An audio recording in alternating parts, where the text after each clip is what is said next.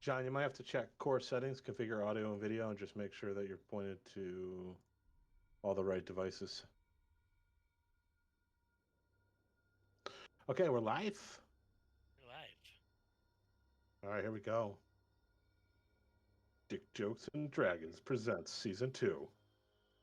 Icewind Dale, Rime of the Frost Maiden. Pretty sure Miles would have done that better. Hire that guy.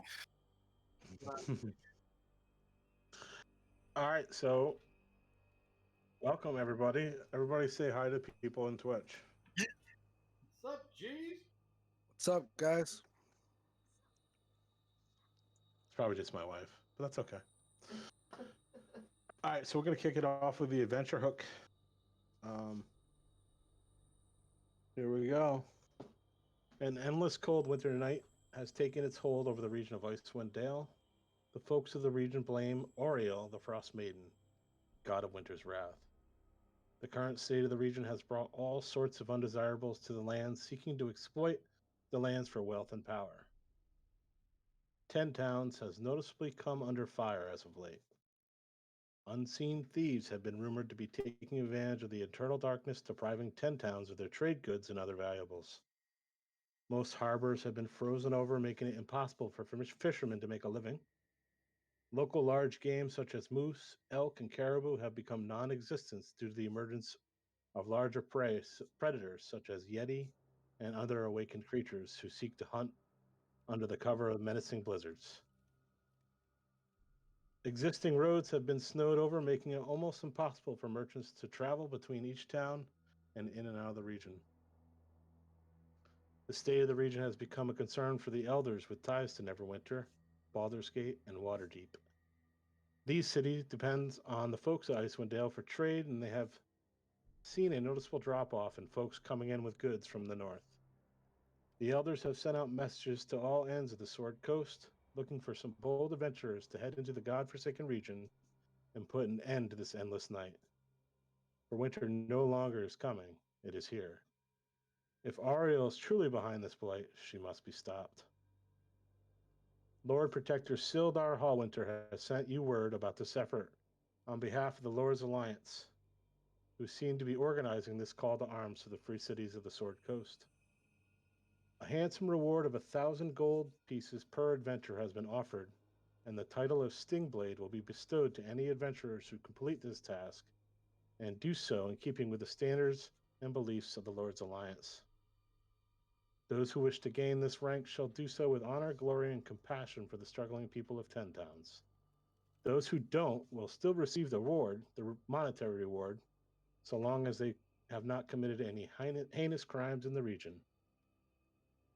All the various Sword Coast factions, the Lord Alliance, the Zentarum, Harpers, Emerald Enclave, and the Order of the Iron Gauntlet have agents who will be watching and listening as you take on this quest. Sildar's note suggests you meet up with some like-minded folks at the Northlook Inn and Tavern in Bryn Shander. With that,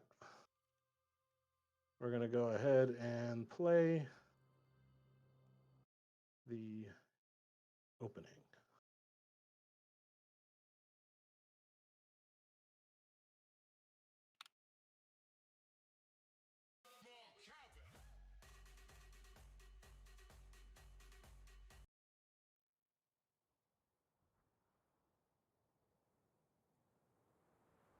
Icewind Dale has become trapped in perpetual winter. Ferocious blizzards make the mountain pass through the spine of the world exceedingly treacherous. And this land has not felt the warmth of the sun in over 2 years.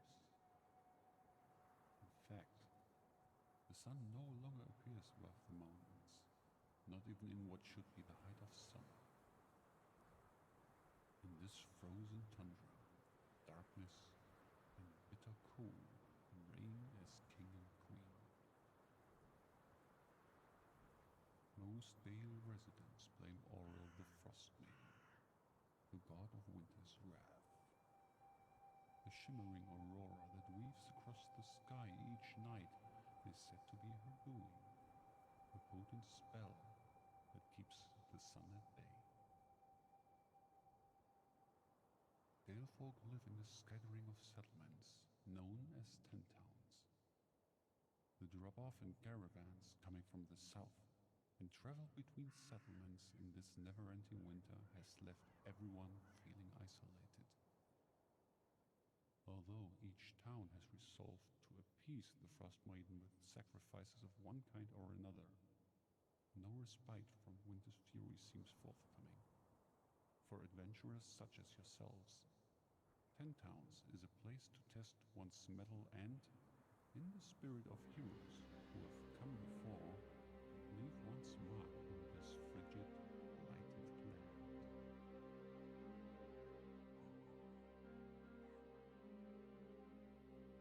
All right, so a little Downton Abbey for you.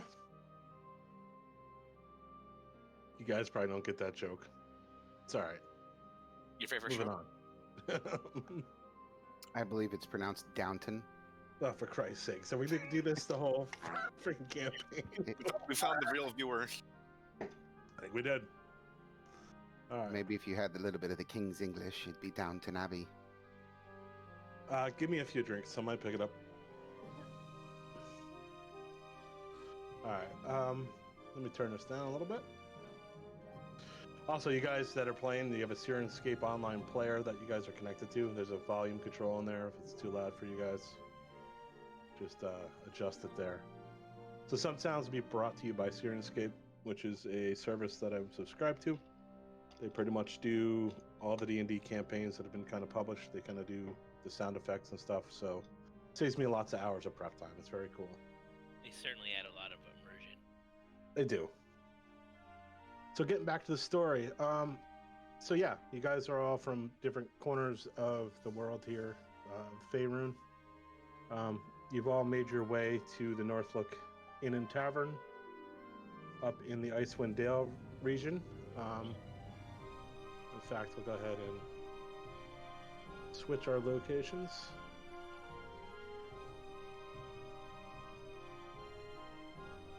Alright, so this map's kind of hard to look at. My apologies, but this is what they put out in their adventure book. It's probably because it's, you know, pretty much the North Pole.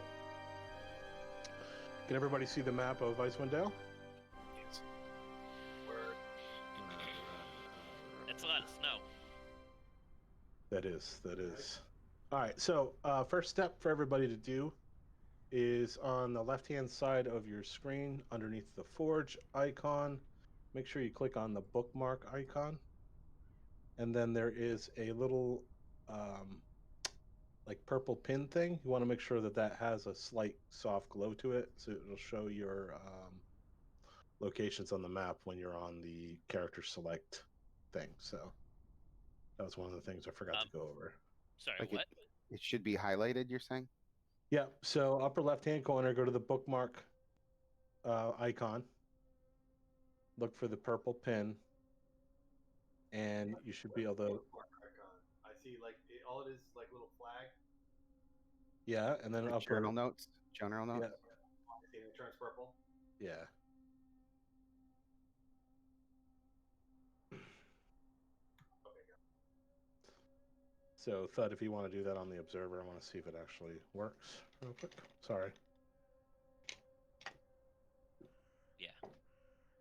Was I clicking the pin? You have to click the bottom left-hand corner first. It's like the bookmark tab thing. Yep. It says journal notes, and then that will prompt the little pin-looking thing that you have to click. Do you guys see the town of Bryn Shander for those of you who have done it? Yeah. All right, cool. So, as I said, doesn't- you guys, you did it. You got it on the observer. I can see it right now. You're good. I panicked. Yeah, and then I'll go back to the human icon up top. So, Leave it yeah, there. my life. Yep. Go to the little icon. Yep. All right. Forgot there's a delay there. Anyway, so you guys are in the inn. Y'all pretty much made it there at different times and have decided to, you know, take a room for the night. Sildar has put you guys all up. So as you're sleeping this night, You guys had a long travel, so you guys are pretty much all out, totally out cold, sleeping, deep sleep. And what happens is you're kind of woken up in the middle of the night, say 1, 2 o'clock in the morning. You hear like a continuous thundering boom, and you can kind of feel the inn shaking like there's some sort of tremor or earthquake. And it goes on for about 30 seconds. Who had tacos? And then it goes out, and you guys end up just kind of going back to sleep and waking up the next morning, and you head downstairs. You head into the tavern and the area where you would get your breakfast, and you're supposed to meet up with some like-minded adventurers. So let's toggle that scene here.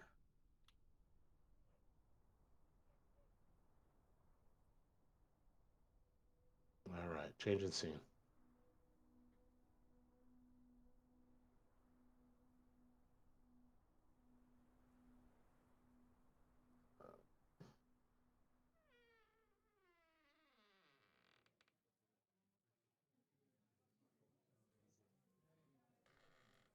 All right, hopefully you guys see a tavern, or do you see a black screen?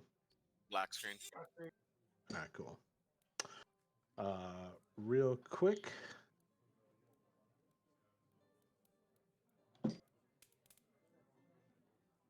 Thud, private message.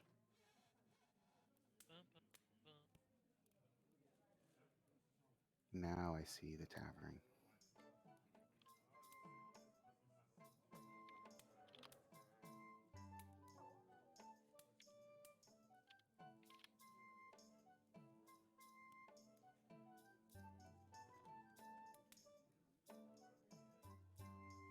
I don't see shit. Yeah, so I'm dropping all the tokens onto the map so that everybody can kind of see what's going on. And actually, we're going to get you over here by the barkeep here. So I've got 1, 2, 3, 4, 5. Who am I missing? Bard? Bard, do you see anything on the screen? It says game paused. Do you see any graphics or anything like that? Nope. It's black. All right, cool. I forgot your character. Now I do. Perfect. You're, 1, 2, you're 3, passed out in the 4, bedroom. 5, 6. Passed out still. He's sleeping in.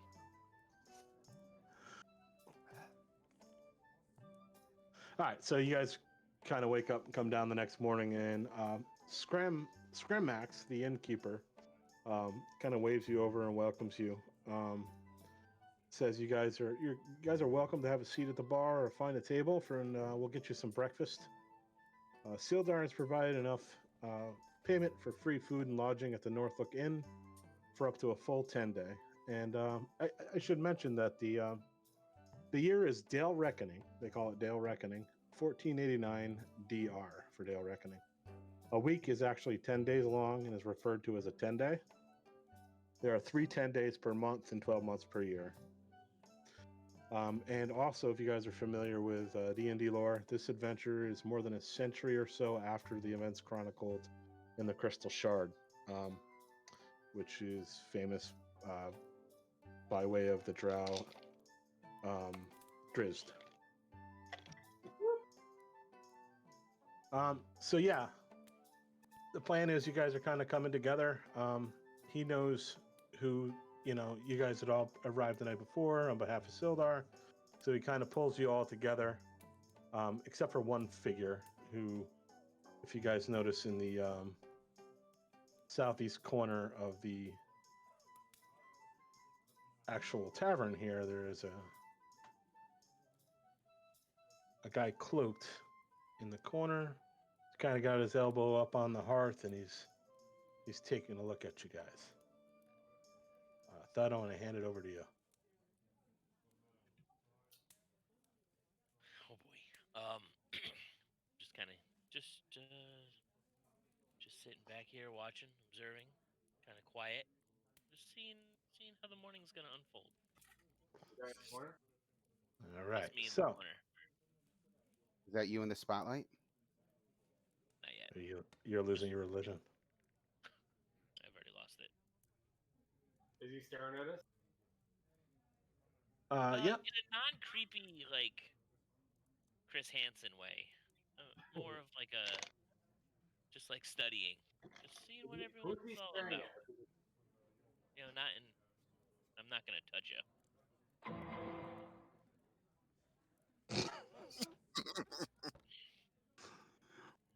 So Scramex, he turns over to Matilda. Actually, one second here. So let me give you a little visual. This is Scramex, the innkeeper. You guys get the visual? Yeah. Please confirm. And his lady Matilda Waltzing. is With the bear. the Whoa. barmaid. I want a couple of them jugs of She got alcohol. booby tips. That's a hot dwarf. Give her Jesus some Christ. shoes. Didn't take long. Monkey eating a banana. All right, so she starts to prepare and put some plates of food down and pour you guys some fresh ale. Yeah, she does. Is this all organic? Sure, yes, it is. So Scramex says, so Sildar has brought you all here this day. Mentioned you guys might be helping us out. 10 towns and trying to figure out what's behind this blasted curse.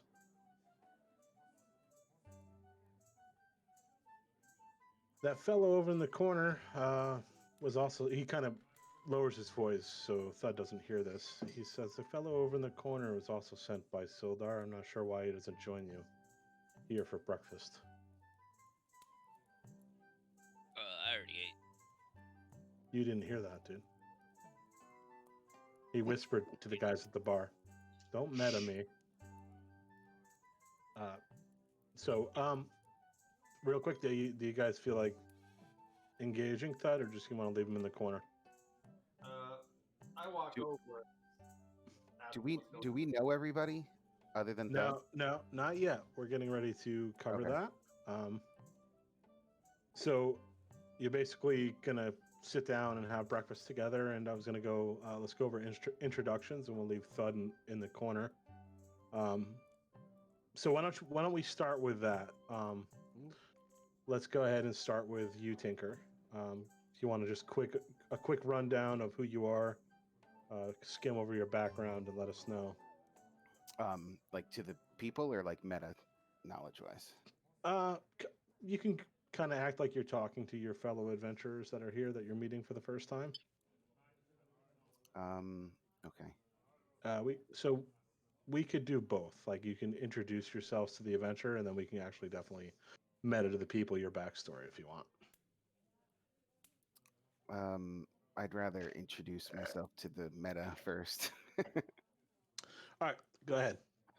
So I am a Warforged artificer or artificer, if you pronounce it right, I guess.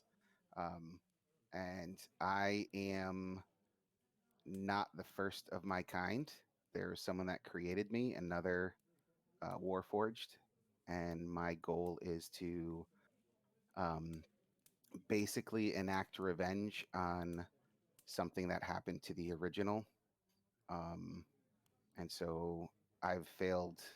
The original has failed many times with making things and trying to enact revenge. So this particular one is trying to join up with some other people to see if he can get farther than he has in the past. And and I'm not the best at talking, so be ready for some awkward conversations. Okay. Let's go ahead and circle over to Fenric. Well, I come from a nice family clan known as Keller. We've prided ourselves on being protectors of the Keller forest, living there in harmony.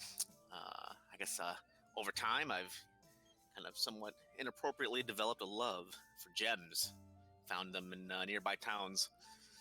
One day, a red-cloaked merchant wearing a necklace of a wolf offered me this really immaculate, beautiful gem. in return for a favor.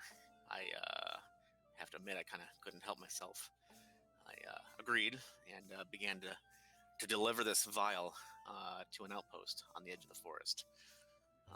As I was making my delivery, I tripped over myself and ended up dropping it into the river. It broke over a rock, and ever since, the forest has been slowly dying, and I've been trying to find a way to save my home of the mistake I've made, and trying to find maybe the merchant to see, whether he can know of an antidote or something. And the forest is dying, and I need to fix it.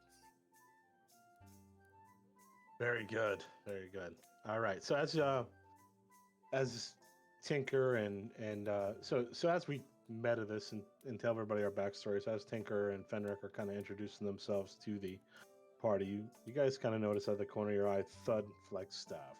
Jesus, you don't know his name, but he kind of creeps up in between Bard and Fenric. So with that, Bard, over to you. Give us a little backstory. My name's Bard Dillon. I come from Leskin. Just go to bars and play music and storefronts. Yeah, that's pretty much it. All right. Okay, over to you there, Clayball Sunderson. So, I'm a Warforged soldier. I hold military rank, and I lust for adventure, treasure, and all kinds of pillage and whatnot. But at this point, I'm following the paths of my brothers, the Barbarian Code, and I'm trying to find my twin Warforged brother, who's another construct who's lost in Icewind Dale, and I'm here to find him, no matter what. All right, cool. It's not this guy across the bar from you, right? It is Close. close. I had to make All right, over to Fister. Barely knew her. Well, I was adopted and trained as a Knight of Darkness from the family of Castradane Order of the Red Blight, which was destroyed through politics, war, and a new cancel culture ethos permeating throughout the land. My adopted family was imprisoned for high treason and summarily put to death.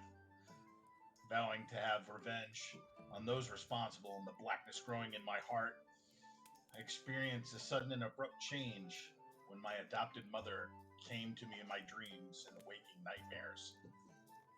I soon find Hexblade powers beginning to awaken and my tortured soul darkening with every visit from my mother. The dark blade that I now can invoke is the same blade that slaughtered my adopted family. But the blade is fragmented, missing pieces, which has to be found in order for me to gain power and unlock further abilities. These pieces are unfortunately tied directly to my spirit of mother, who's also growing stronger with each piece I find. All right. I Okay. lean over. DM, Yep. I lean over and ask him, does he know Thelonious? Who is this Thelonious you speak of? I guess not. I'll go back. All right. And BK, you want to? I mean, you've sauntered over here. These guys are introducing each other. Do you want to break the ice, maybe, or are you just going to sit there as a deaf mute? No, we'll break the ice, guys. Thud Flagstaff here. How are ya? Nice to meet you. Didn't know what I was up against. Wanted to see what you guys were made of. See if you were even worth my time. See if this was going to be possible or if it was a death mission. So, nice to meet you again, Thud Flagstaff. I can relate to a lot of what you guys are saying. I was adopted. My mother was killed when I was very young. My piece of shit stepfather did nothing but run and hide instead of protect our family. So I've been living my life on the outskirts of Mirabar. Keep it to the shadows, keep it to the rooftops. Anyone that means to hurt anybody else and do harm, I've been taken out. Nice to meet y'all. I gently pat him on the head. Yeah, don't like that. I rub his Buddha belly. All right. Yeah, not sure what quite happened there. All right. So, Fister, you just to recap Thud's story.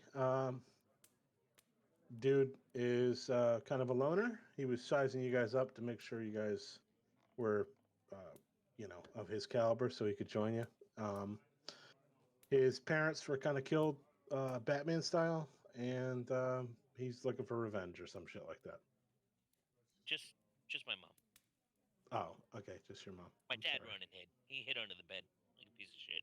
So I punched him in the face and I left. Wow. All right, so real quick for everybody watching, and so that you guys know, we have Bard Dylan, who's going to be a half elf bard. We have Clayball Sunderson. He is a warforged barbarian. We have Fenric Keller, Furlbog Druid. And as you guys look around, you notice that Fenric is kind of giant-like. He's larger than you guys by a couple of feet. I'm pretty big. It's a pretty big deal around here. That's a huge bitch. We have Thud Flexdash playing a human ranger. We have Tin CR-2, aka Tinker, playing a Warforged artificer. We protect human. And we have Fister. Is that how we're going? What we're going with? That's how it's pronounced. Fister, the human warlock hexblade specialty. So okay, those you guys are kind of talking amongst yourselves, forming your bond over breakfast, having a little bit of ale. We got the introductions out of the way. What do you guys want to do next? Scramax is just kind of sitting there listening to you guys and nodding and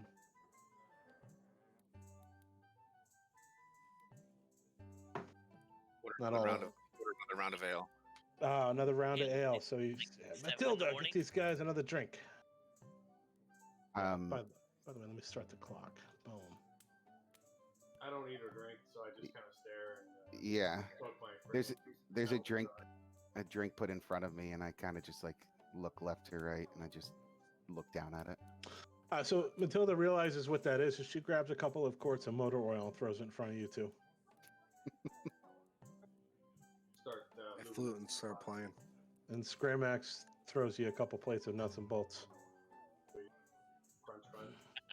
I curiously poke at Clayball, Gave you his trying to nuts. see what he's made of. You could definitely tell he's got a very hard exterior. Were we brought here for a mission, or is this kind of the intro to it? Like, do It's we? just kind of the intro to it. So Sildar wanted you guys all to get together, head here, and figure out what the fuck is going on in Icewind Dale. Got it. So your best bet is to probably start asking around.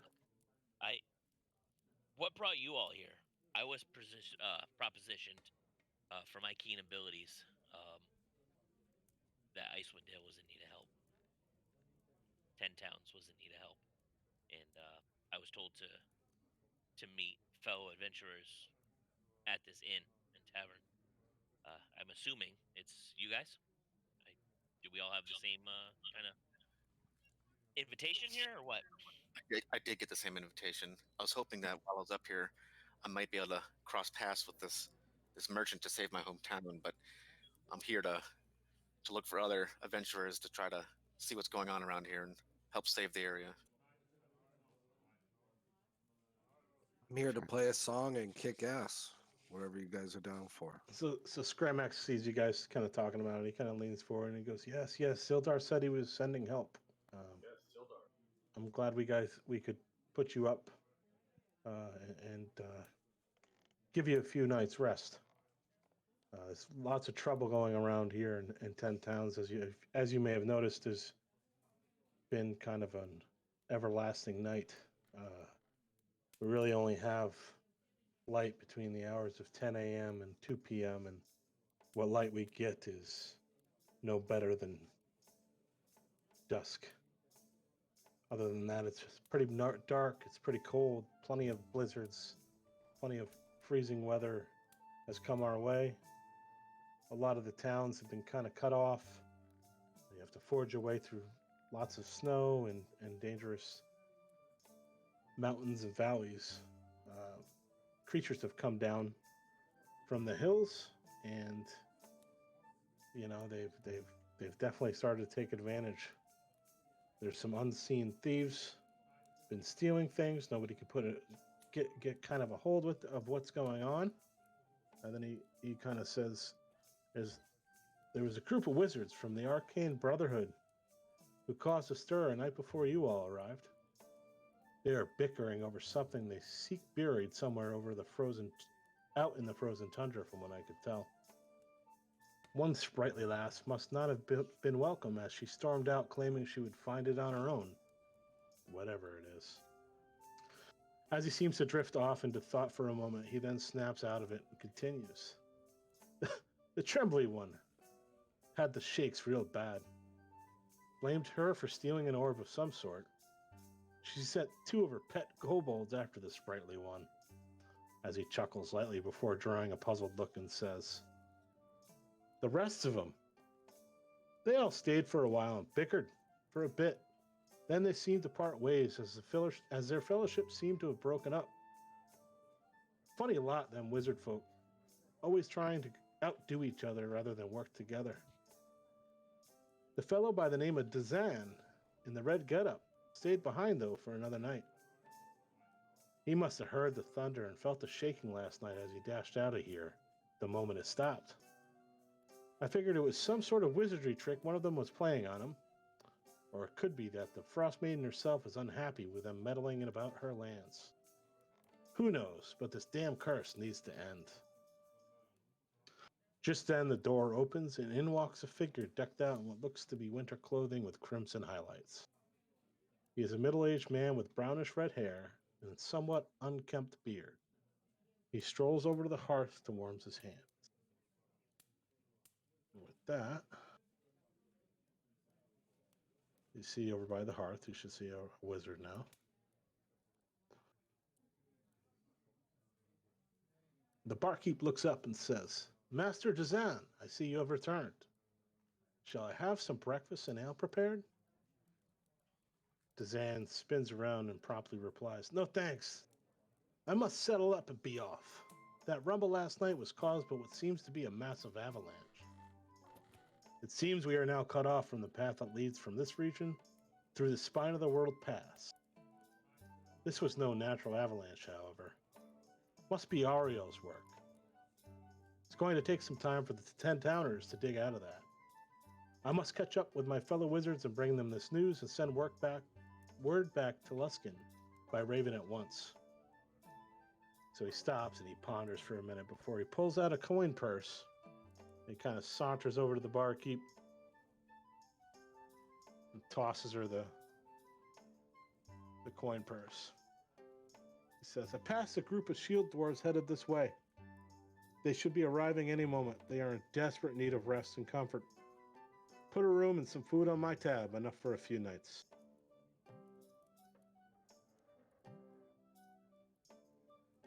So, Dazan, is that right?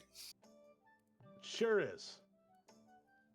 What makes you think the avalanche wasn't natural? There's too much coverage. Too much snow and ice and rocks and boulders for it to be a simple avalanche. It came from both sides of the pass too. Normally an avalanche 6 to 1, would be caused by one side of the mountain. Something had to have had both of the mountains on either side of the pass dump all that coverage into the pass. Yes, yes.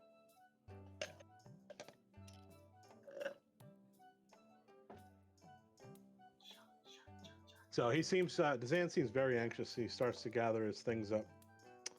It's 7 a.m. Is that clock Yeah. accurate? Okay. Yeah, it's probably, by now, it's 7:15. Actually, it's Okay. That makes go the with world a difference, to be honest. 7:30. Yeah, that clock doesn't automatically go. It's just, it's something new. So he goes, all right, no time to chat. I have places to be, in a stern tone. Where? If we I could, must... Go ahead. Fenrir. if we need to get in touch with you, where will we find you? I'm heading for a place called Tourmaline, but I must find a few people along the way. My brothers of the Arcane Brotherhood. Like I said, we need to let our headquarters in Luskin know what's going on. I must make haste and seek out my colleagues. The news of the magic that has blocked the southern pass must be discussed and relayed back to headquarters, he states, kind of with an air of arrogance.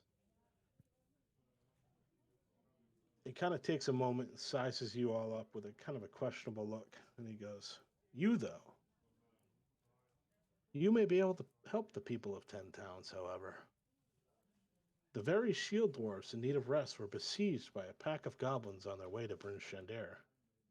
Their livelihoods depend on the iron trade between their clan in the Dwarven Valley and the folks of 10 towns. They may have lost one of their members and cargo they were hauling here, not just a few hours outside of town. Perhaps you can assist them in my absence. Seek out these goblins and return their cargo, if you're willing to help. Goblins or wolves? Goblins. Did I say wolves?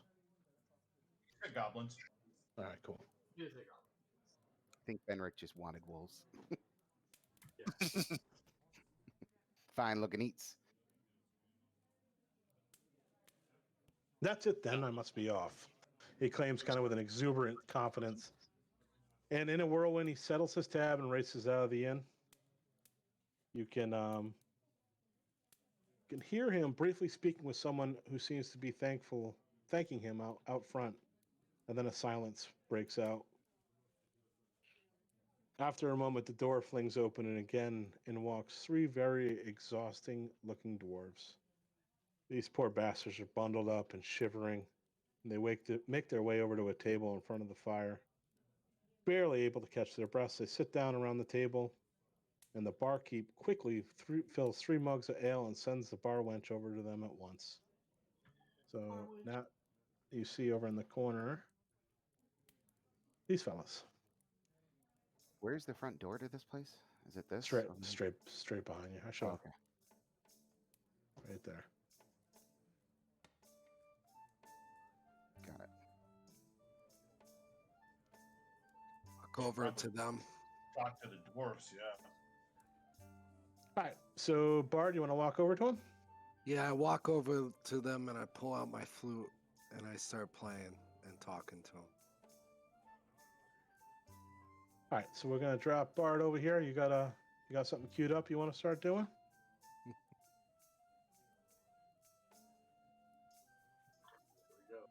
So you see Bard playing the flute. You have a song prepared there, Bard?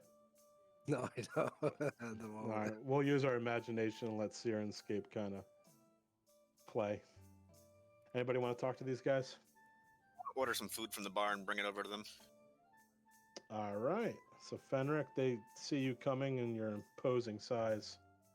They kind of see the food that you have and welcome you over. 1 second here. I'm going to be heading towards the door, confused at why we're just talking instead of actually moving to do what we're supposed to be doing. So I'll awkwardly wait at the door area. I offer food to them and ask,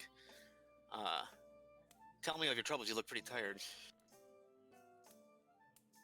All right. So the lead dwarf looks up at you, and her name is Haruna. So Haruna spins around and says, we were attacked the night before, right after the rumble and thunderous noise we heard coming from the south. We were on our way to Bryn Shander with a shipment of iron to do some trade.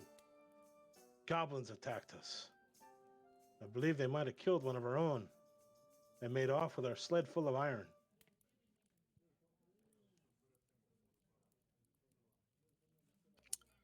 So you escaped and are in need of assistance for recovering the materials? And your friend? Ah, yes, we definitely would like somebody to recover our materials, and we could pay. And if you could find our friend, if he's still alive, that would be just great news. But I fear he may be dead. Who's your friend? Ah, he's just another shield dwarf. His name was Corco. Interesting name. Corco? Yep. Okay. Is someone writing notes down? Pretty much. We can. I think when we end the scene, we can go ahead and I'm going to give you some permissions to edit notes, and we'll go there and create some notes. We're just meeting people, and I haven't written anything down. So in the on the top right, Sean, there is a journal entry. Looks like a piece of paper there.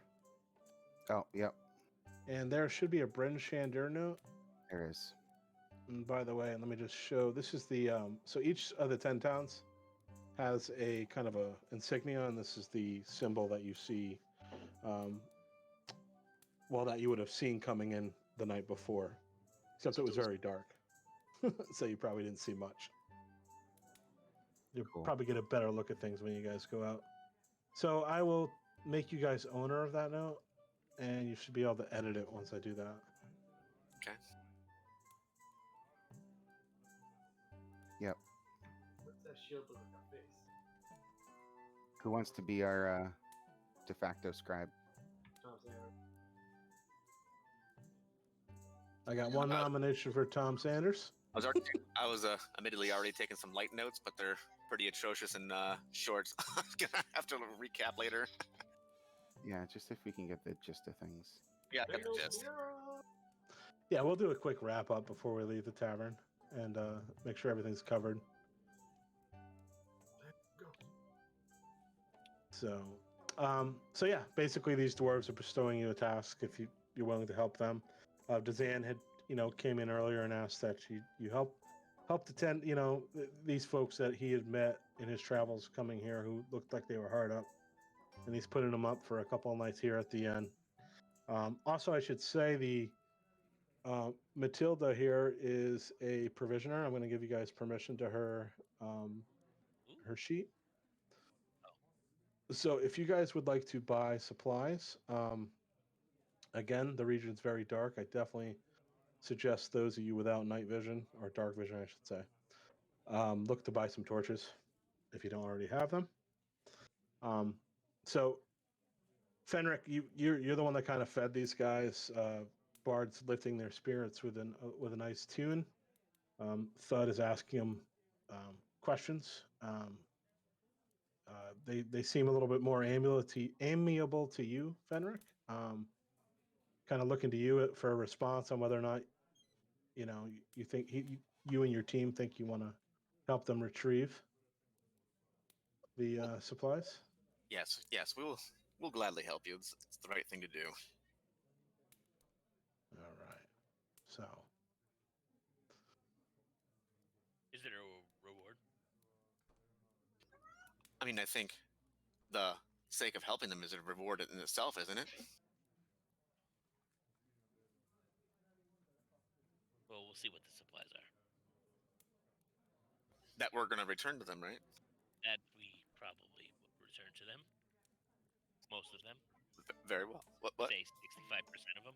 What? I mean, in case they get lost in the snow. There was an avalanche. I mean, we can't expect to recover 100% of the supplies in an avalanche, right? Understand. Yeah. We were bringing these supplies to a place called the Black Iron Blades right here in Bryn Shander, where they like to buy our iron and create weapons. I'm sure they'd give you a discount if you were able to return our goods. What kind of discount? And I think we can come up with 50 gold as a reward if you could return us the I couldn't. goods. The crack crackling of this fire. I heard 65 gold. Times are tight, lad. Think all we could throw together is 50 gold. Maybe after we sell the goods to the Iron Blades, I might be able to give you an extra 10. I'm gonna walk up at this point. Right. In comes Tinkerer. Stop. I pardon the interruption. Whatever your dealings are, it's getting darker than it probably should be, so we better be going on. Is there a problem here?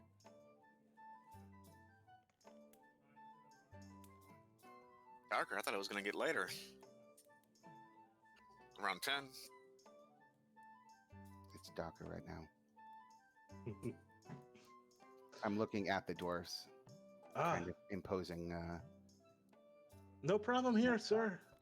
I just offered your friends a reward, as much as we could put together if they could find our iron. They seem to be interested in going for it. I can mark the location on a piece of paper here and let you know what direction it is. Nice. So with that, she scribbles on a quick note, kind of gives you just a rudimentary freaking location of where it could have been. Let me see here. All my mugs. Everybody should be able to be the owner of that now. Okay. Are you able to make a basic drawing of where? Yes. Yeah, so that's what she's doing. She's making a basic drawing. And when we switch scenes, we'll go ahead and take a look at that drawing.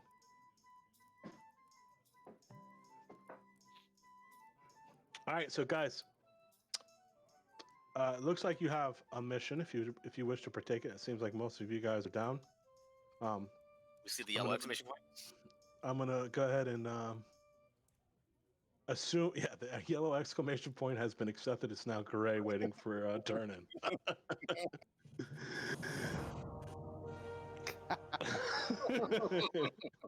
Love it. All right, so if anybody has any objections, speak now, forever hold your peace, and we're going to run through the next few sections of wrapping up the scene.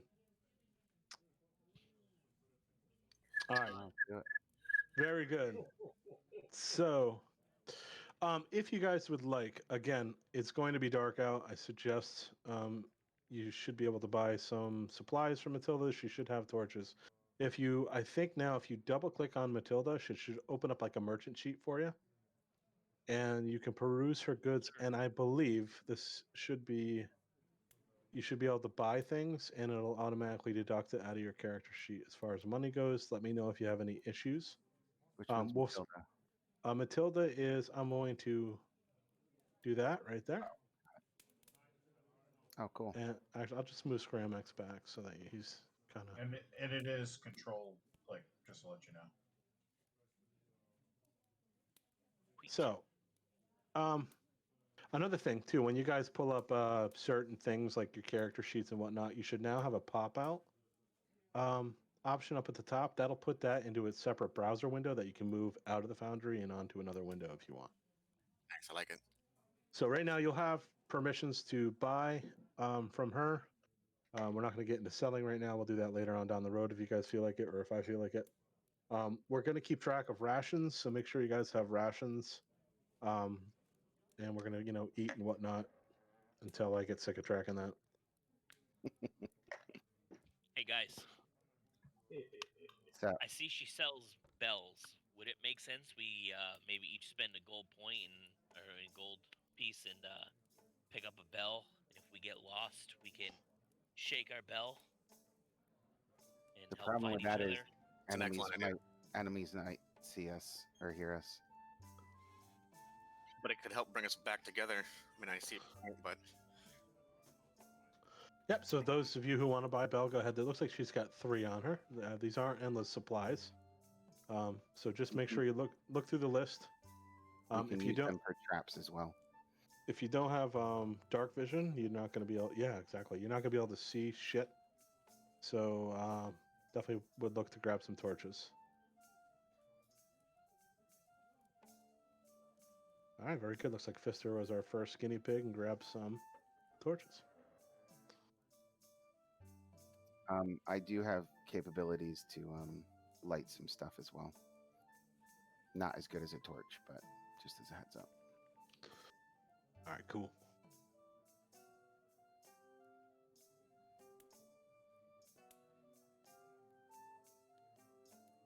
So some things you'll notice are cheap. Some things are a little expensive. On the expensive end, you're going to notice that, it's pretty much because the region is poor. There's not a lot going on here, and it's hard to get things in and out. Can I? Yeah. Well, can I put a candle on my helmet? I don't think so. I can do you kind of one better. I can use my magical tinkering to make your helmet put off a 5-foot radius of light. Look at So I can do that. Clayball wants some too. For now, Ted, why don't you grab some torches? I have 20. Should I All have right, more? good. Whoever Nope. buys the stuff, don't drop it. Let's just make sure everybody's got a torch on them for now until I figure out the. Dude, straight up truth here. I just figured out the lighting, as far as dark light torches and stuff, because we didn't use that last campaign. So let me see how this works for this first run, and then we'll get into tinkering some stuff. But yeah, I think I see where you're going with that, and I think I know how to do it. But like I said, I just figured out how to do the torches. So let's take a dry run of the torches. A way All right. that we can kind of cheapen it, we can use a candle, which does a 5-foot radius. So if we wanted to give the people that I'm giving the little light to, just have them hold a candle, then that would count the same. All right, I'm not going to guarantee that the wind is not going to blow a measly little candle out unless there's some sort of magical energy imbued That's with what it. it is. It's a magical light on their helmet. I'm just saying for meta game wise, for Okay. vision circles, if they wear or they use the candle, then it would be the same circle lighting wise. As far as the torch. Yeah, as far as what my ability can do, it's a 5-foot radius light, and a candle is a 5-foot radius light. Okay, yeah, torches are 20 feet. 20 feet. So, okay, very good. Everybody done interacting with the merchant? Yes. Hilda, thank you for your torches and your bell. You've been a peach. All right, so we're gonna break out of the scene here, and we're gonna go ahead and bring up the overland scene, and then we will recap, throw some notes in the journal, and then go on to our next point. Drink runneth empty. We need that Peter Pan soundboard. Away we go. Real quick, I'm gonna activate Bryn Shandir. This should be a map everybody can see. If not, let me know. It said I didn't own a token in this, and it's still black. All right, let me do this. Boom. Ooh. Oh, this is a huge town. Yeah. So this is this is kind of what I missed up front. So you arrived here overnight. Very dark. You couldn't really see much. Definitely a walled off town. You guys came through the gates and were given directions to the Northlook Inn. But as you look around, you see there's typical lanterns hanging, blowing in the wind as it's very cold. The speaker here, each town in 10 towns, you kind of gathered this information while you're at the inn, is each town is kind of led by what they call a speaker. So the speaker of 10 towns is a lady by the name of Duvessa. And I will quickly share that with you. So Duvessa is kind of a relatively young. She's the head of the Council of Speakers. The Council of Speakers makes up of pretty much all the speakers from 10 towns. So she's kind of like the lead of the council. She has a sheriff named Markham Southwell, who's commands the local militia. The local militia here in Bryn Shandir is probably about 250 soldiers. And there's probably about 20 mounted kind of veteran soldiers, if you will. I showed you the heraldry already. This is a pretty large city as far as town goes, or 10 towns go. Um, yeah, I know. I don't know why it does that. So, so that's that. So this is the town. Let me switch over to. So do we go door to door, starting counterclockwise? Just kick in the things. Where are they? Give our If you- Batman. if you really want to, I guess we can do that. one year from now. All right, guys, that was the end of that town. All right. So I'm going to bring up Icewind Dale again. I'm hoping that you guys now see Bryn Shandir and a sword icon to your southwest. I You guys, do not see a sword. No swords. all right. So let's start with opening up the journal entry there, Tom, for Bryn Shandir, and let's recap what just went on. Yeah, Let me know when I you're don't have the ready. journal. The journal disappeared on me. The journal entry? Yeah, under the Uh, paper-looking icon, fifth from the journal Yeah. entries. So black it is. Oh, play Oh, there you shitty go. horror. Maybe I'll do Cockney for him. That doesn't sound like a robot. Maybe I'll do that. Oi, boys. All right, give me a minute. It's I snowing changed out here, permissions yeah? here.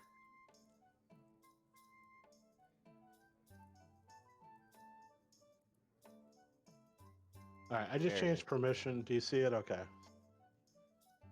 All right, so yeah, Tom, pop Yeah. that open there, will you? You edit it? I see Bryn Shandir. Yep. No. All right, so the quick notes for Bryn Shandir is you will be staying in.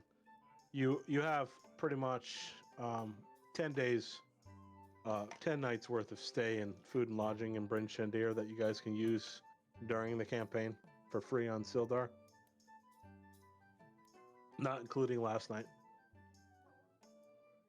You bumped into you overheard from the innkeeper that the Arcane Brotherhood has come to this region. They're looking for something buried in the tundra. You don't know what. You didn't have time to ask the Zan about that. You heard from the innkeeper that they had a fight amongst the fellow Arcane Brotherhood mages that were there, and they all kind of went their separate ways. Overnight, they went ahead and a couple people left overnight. You heard the thunderous blah blah blah. There was the avalanche obviously happened. Bartender told you that Dazan had flown out to find out what was going on. He came back, so you did meet one of the Arcane Brotherhood. Seemed kind of like a middle-aged, cocky wizard. Didn't really want much to do with you guys, but said he had some important business to do, and that if you guys wanted to be any help to 10 towns, which obviously Sildar has kind of sent you up here for that, that there are some dwarves in need. So, pretty much any other information you guys remember about that you want to So you write had down? talked about the thieves too that were plaguing the area. Yes, yeah. So the before he got into the Arcane Brotherhood discussion, he said that the various towns around us, the 10 towns. There's 10 towns in this area. There's some sort of things are going missing: valuables, commodities, goods, and they don't know who's doing it. And he also mentioned that the local game and the fishing and all that stuff is kind of dried up, if you will, because because it's always nighttime and it's always foul weather. The bigger beasts of the world have descended into the region and are taking advantage, and pretty much maiming and killing anything they kind of run into. Um, One thing of note I forgot to mention. I'm gonna go ahead and cover it now. Is the 10 towns all do a monthly sacrifice um, to Ariel, okay? And the bigger towns, the sacrifice varies. So they're doing basically the long and short of it is they're doing sacrifices. They're trying to appease Ariel. They're trying to get rid of this curse. Um, they're trying to survive the best they can. They think this might make things better. These are simple-minded folks. This region, think of it as kind of a region where all kinds of folks from all corners of the world have come up to inhabit. So it's not like everybody's the same. It's kind of like just a immigration central. It's just a place where all people of all kinds of sorts live, and they live harmoniously, but they also have their clans and factions here and there. So going back to the beat of just one drum.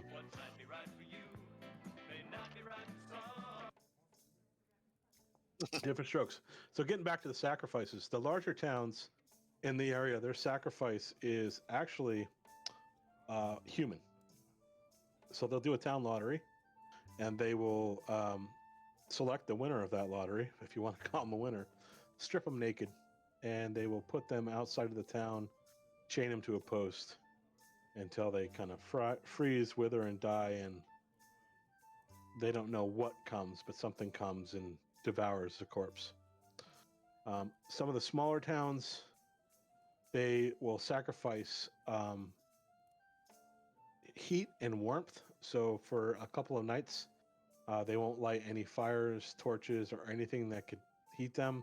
They'll all kind of huddle together and use body heat, and go without having to, because the numbers are smaller in these smaller towns, that they can't really afford to lose people. So they think that's an okay sacrifice. And the other one is, the third sacrifice is, I believe it's food. Just give me 1 second. I'm so sorry. The little things that you forget.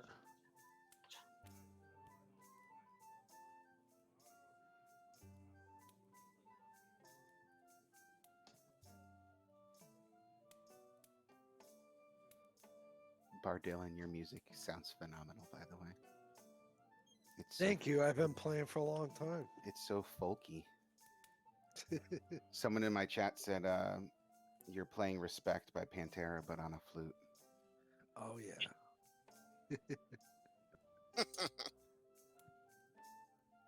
Yeah, so the other sacrifice is definitely like food. So they'll pile probably a 10-day worth of food out into the wilderness on the edge of town, and obviously things come in and take that over. So this is probably all in an effort to either end the curse, which doesn't seem to be working, or to prevent it from getting worse. Although the avalanche has now cut off there.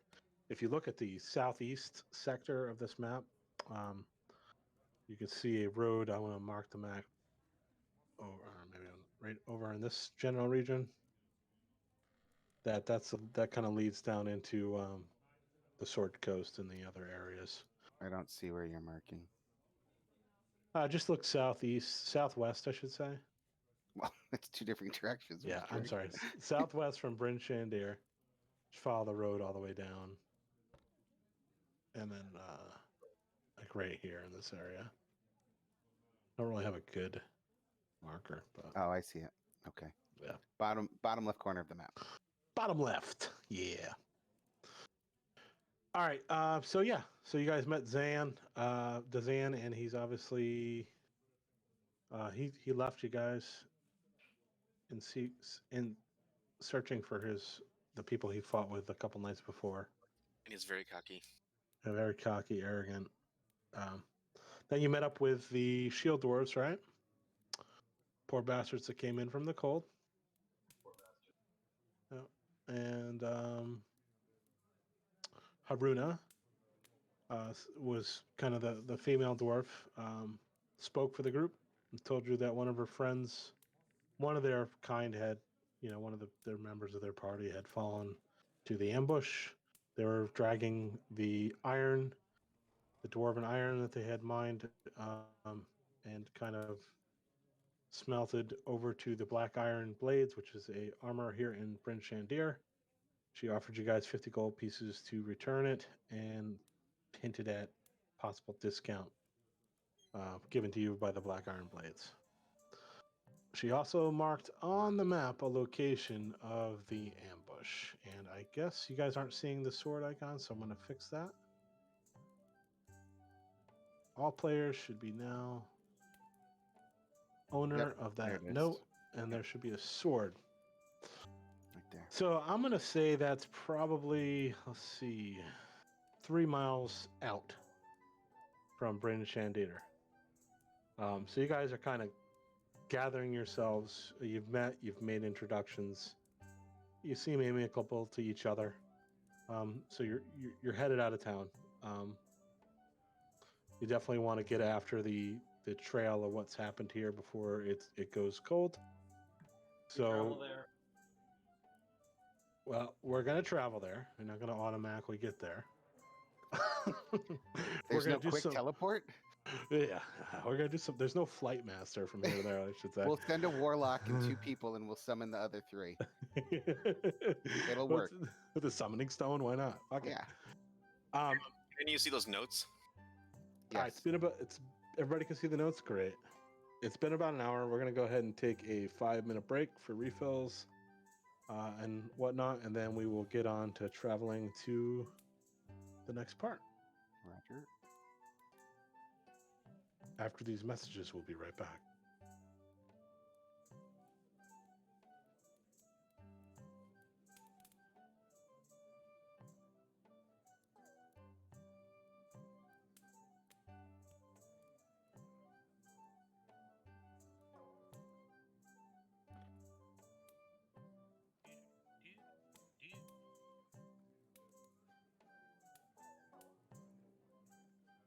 Say we're taking a break.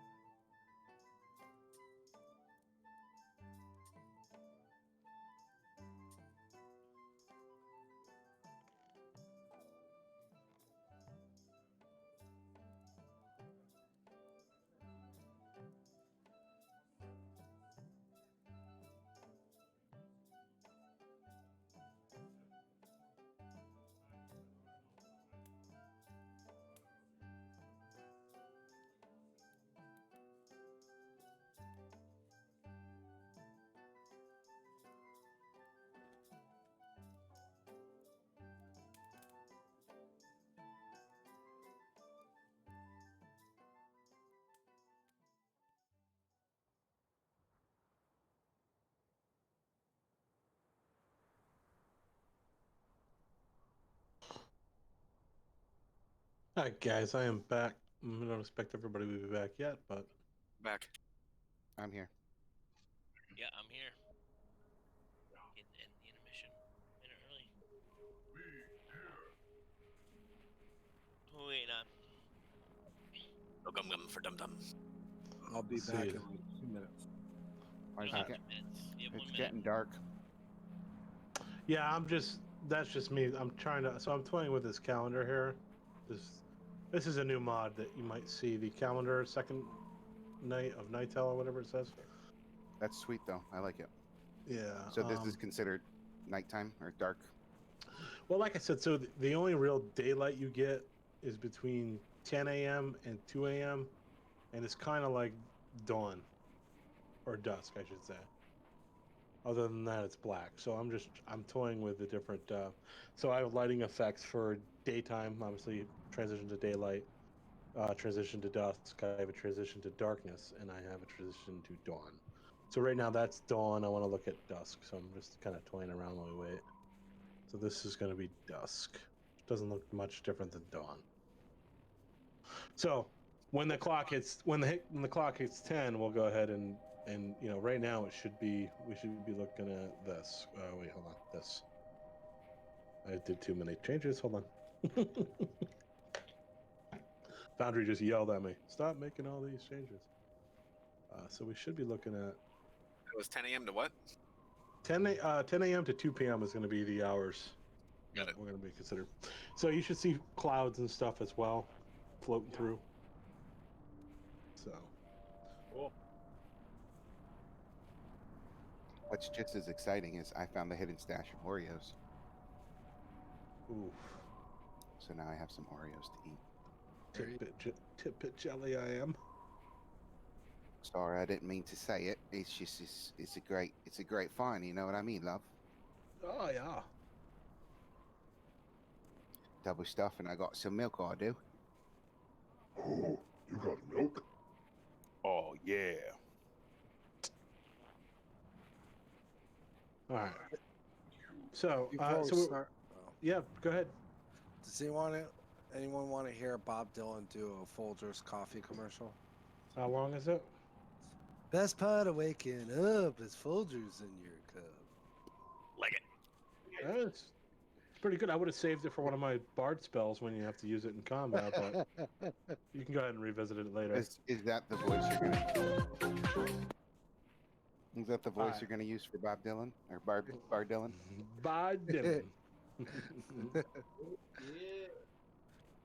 All right, I'm clearing the chat. Let's clear voice comms. I know I got Brian, I got John, I got Lemro. You guys need to change your Discord voices to your new characters. Fister, Thud, Yeah. and Clayball. All right, cool. So let me explain a little bit about travel here in this environment. It's you guys are gonna kind of be tracking out to the location. You travel probably 2.5 miles by land, I would say. So you'd go from to about here. To mark a location on the map, you just hold down the left button, and it'll. Don't everybody start doing this. I shouldn't even tell you. You hold down the left button, and it does a little ping. I don't know if you all can do it. Damn it. Couldn't help So myself. you would travel a couple hours by road, and then you're gonna make a trek into the wilderness to this location that the Haruna had crudely drawn upon a map. And I'm going to bring up my travel table and let you kind of know. So here we go. Travel in Icewind Dale is as follows. If you are on foot without snowshoes and you're going through the mountains, let's say, you'll probably be able to make a quarter of a mile per hour. How come? What? We should all have snowshoes since we travel Only the gonna area, make a right? quarter of an hour. Quarter of a mile. Listen, if you're on foot without snowshoes, traveling through the mountain areas in the region of Icewind Dale takes you about a quarter of a mile. You can do about an hour. All right. In a snowy region, you're going to be doing about a half a mile. So if you're not on a trail and just kind of in a flat region with just snow, doing about a half a mile per hour. If you're on the road, you're going to do about 1.5 miles per hour without snowshoes. I have a question. So, like I said, let me finish. Sure You thing. guys went 1.5 miles, 2 miles, so just over an hour. So let's say it's probably around, it's getting close to 10 a.m. Well, let's say it's 10 o'clock. So we'll go ahead and transition to what it looks like at dusk. All right, so this is without shoes. So what is your question, Thud? My question is, as a ranger with Natural Explorer, when traveling for an hour or more, difficult terrain does not slow our group's travel? This isn't difficult terrain. Fucking difficult to me. What is the viscosity of the snow that we're currently traveling upon? Let me roll a nature check. I'm totally kidding. I'm diffusing the tension with humor. All right, so no, you bring up a good point. Kyle, go ahead and link your ability to the chat. Let's go ahead and look at that. I cast Detect Yellow Snow. You eat it before the clear comes through. Really know how to link it? It's all around you.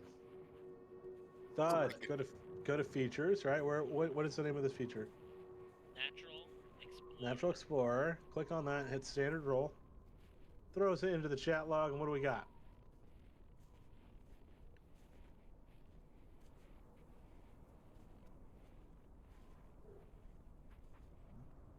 All right. Well, we can't get lost except by magical means, so that's helpful. Yeah, well, we know a lot of the stuff happening over here is done by Oriel, the Frost Maiden, a god.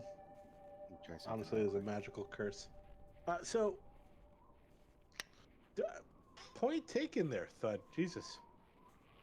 Let's see. What do I want to do with this? Oh, all right, so let's.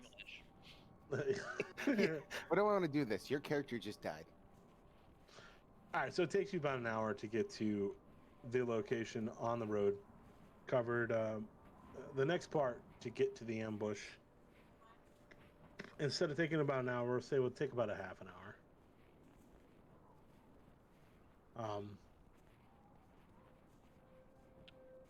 Yeah, all right, so we'll go with that. I'm gonna have to. Wasn't expecting that. New DM here, second campaign. Don't shit all over me. I just lost all my viewers because of that, so Oh my god. way to go. This guy doesn't even know how rangers work. Yeah, well, I didn't have one in the last campaign. I'm just kidding. I'm kidding. I got one viewer and it's going strong. Hi, one viewer. Difficult terrain, eh? All right. I kind of feel like that's a different thing, though. I don't know. I didn't say. I mean, snow, right? Difficult. Yeah. All right. Yeah, I'm gonna look at that, Kyle. Or thought I don't really. That's a good one. I like turtles. All right, so I'm gonna switch scenes on you guys here. Let's get into this. I'm sorry for the delay. And away we go. Andale.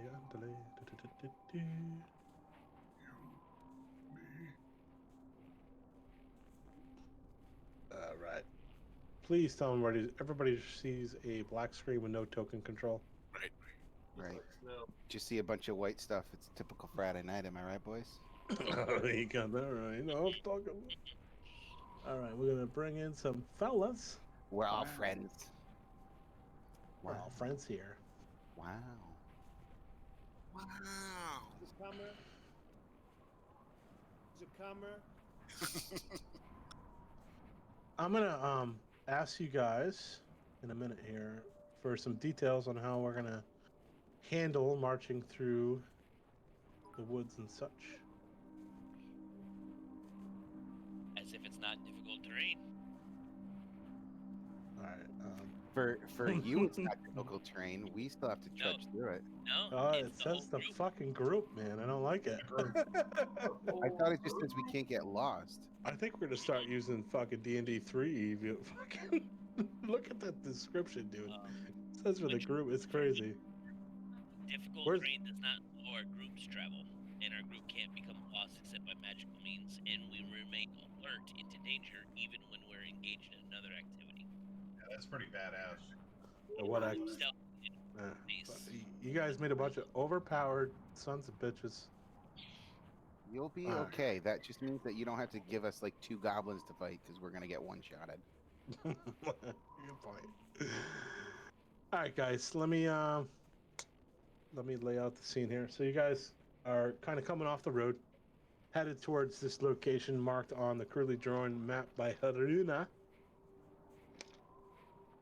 So basically, you're searching for an ambush site. They took a sled full of iron, and they may have taken one of their dwarven compatriots' lives. His name was Koku, if I remember correctly. Making that up, I don't remember. So we're gonna go with lighting here. So I did up. This is new. I updated everybody. So Bart Dillon is a half elf, and he is the only one here with dark vision. So Bard is able to see, I would say, 10 feet from his perimeter. That's Ryan. If you could see, or Bard, if you could see that, that's the bright light, and then there's a dim light that radiates out past that, another 50 feet. Jesus Christ, that's Jason Bourne. And the rest of you, unless you feel like equipping one of your torches there, and if you do, let me know, you can only see 10 feet around you, and you can barely see, and you'll have disadvantage on checks in the dim light. So you can give me a marching order, and we could play with the torch and see who needs to light their torch and kind of go from there, or you can all light up a torch and decide to fan out. What do you want to do? I'm gonna light a torch. We should all just friggin' throw our torches in different directions and light this whole map up. I'm gonna keep my shield and my weapon. If someone wants to be my torchbearer, that would be great. I mean, are you made of wood? Mostly metal. Mostly. At least the parts that would be exposed to the torch. I'm flame retardant. Okay, I guess I was wondering. Yeah, no, I'm. You set yourself on fire? Yeah. Everyone can see very well. Yeah, now. we can see 60 feet, and I collapse. It is actually, I should say, I'm sorry. So it is dusk. So you can see a little bit better, but not much, obviously. Brian's got the best. I don't think my circle of Yeah, my circle didn't get bigger. What, the best skin flute? What? All right. So your ranger is Thud.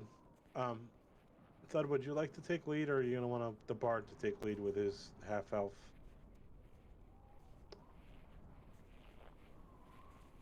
Already. All right. My bad. Hold on. Let's. Jesus Christ. To the meme channel. Okay. So the name of the fallen dwarf, his name was Ubok. I forgot. My bad. It was right in here. So as you guys come off the path, I'm just going to go with this. A blizzard descends upon you. It actually is starting to reduce your vision. You got about 20 feet in front of you. For those of you who don't have the dark vision, it's less. So that's why you have the 10-foot radius during the dusk. Should maybe yell out Marco. As you arrive to the location of where you guys are sitting here, you see what looks to be kind of like the remains of a battle. You can see some tattered clothing, some blood spurts on the ground, and you can hear coming from your north, I would say northwest, you can hear some bickering, but you can't quite make out what it is. Bard is actually in a position, I think, to ascertain right where he's at what may be going on over there. Do you see anything that way, Bard? Do you want to let the party know?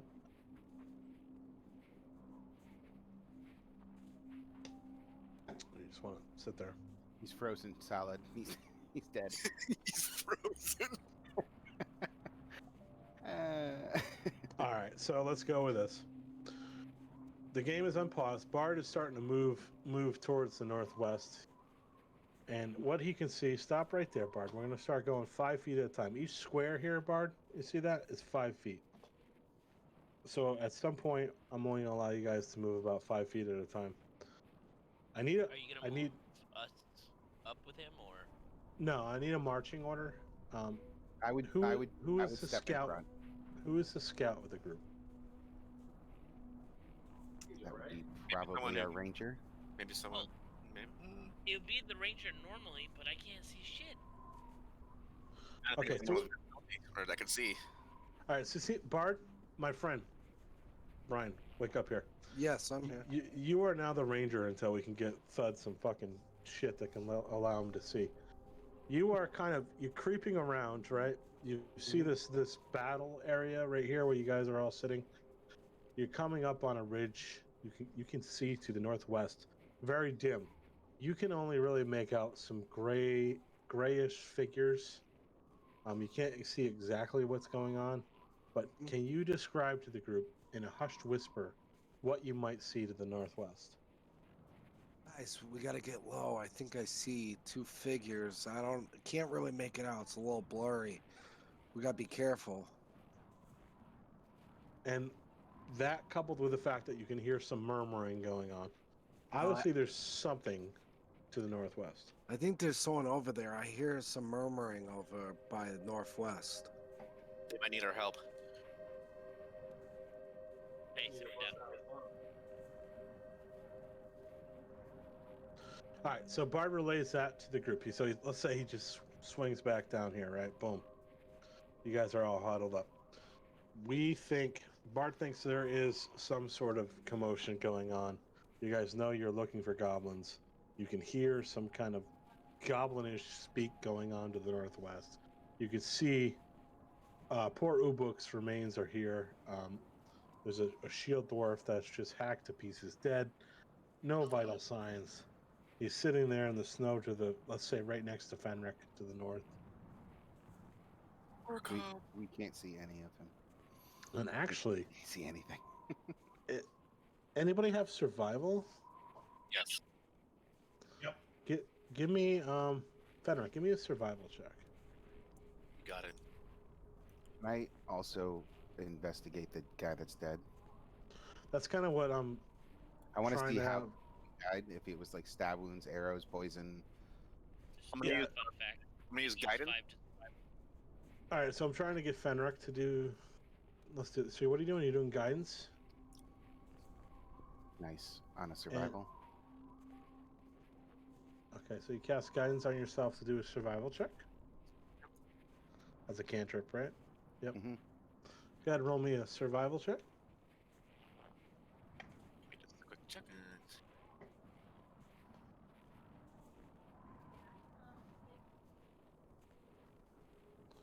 So if you click on your character, guys, I should say that you should have a hotbar that'll appear that'll have all the different things you can click on instead of them going into your skill It'll sheet. be under skills instead of checks.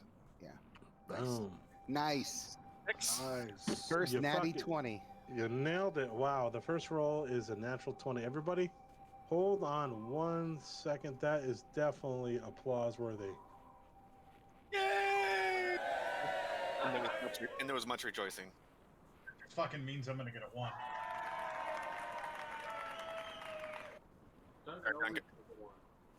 All right, so Fenric, this is what you you take a look at Obelik, the remains there. You see that this body is dismembered. Some gory bits, but there's a headless torso, severed limbs are visible, and you see tracks all around the corpse and a telltale signs of grooves that was kind of left by a sled that motion off to the northwest. With your survival check, you can tell that this attack does not appear. It's so goddamn bloody and gory. It does not appear it was of a goblin kind.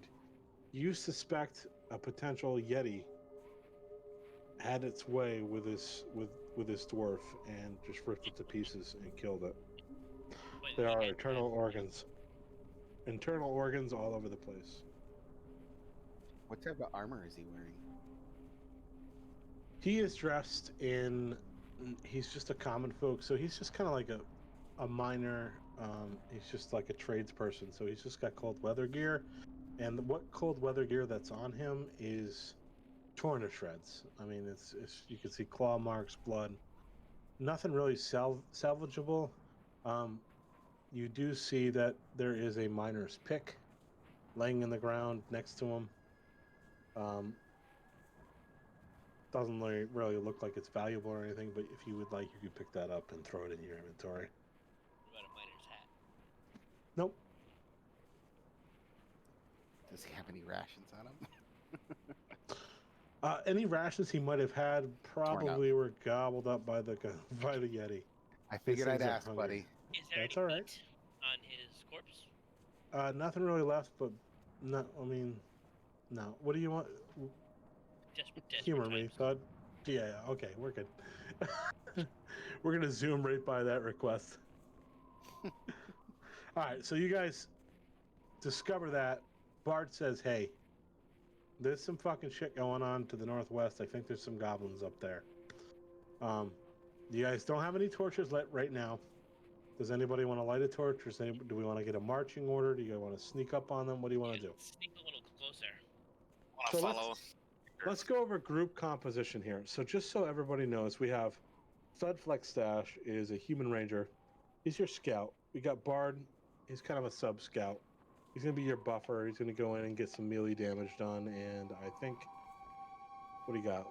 He's got a short bow and a dagger, so he can do a little bit of stuff. But he's gonna be buffing.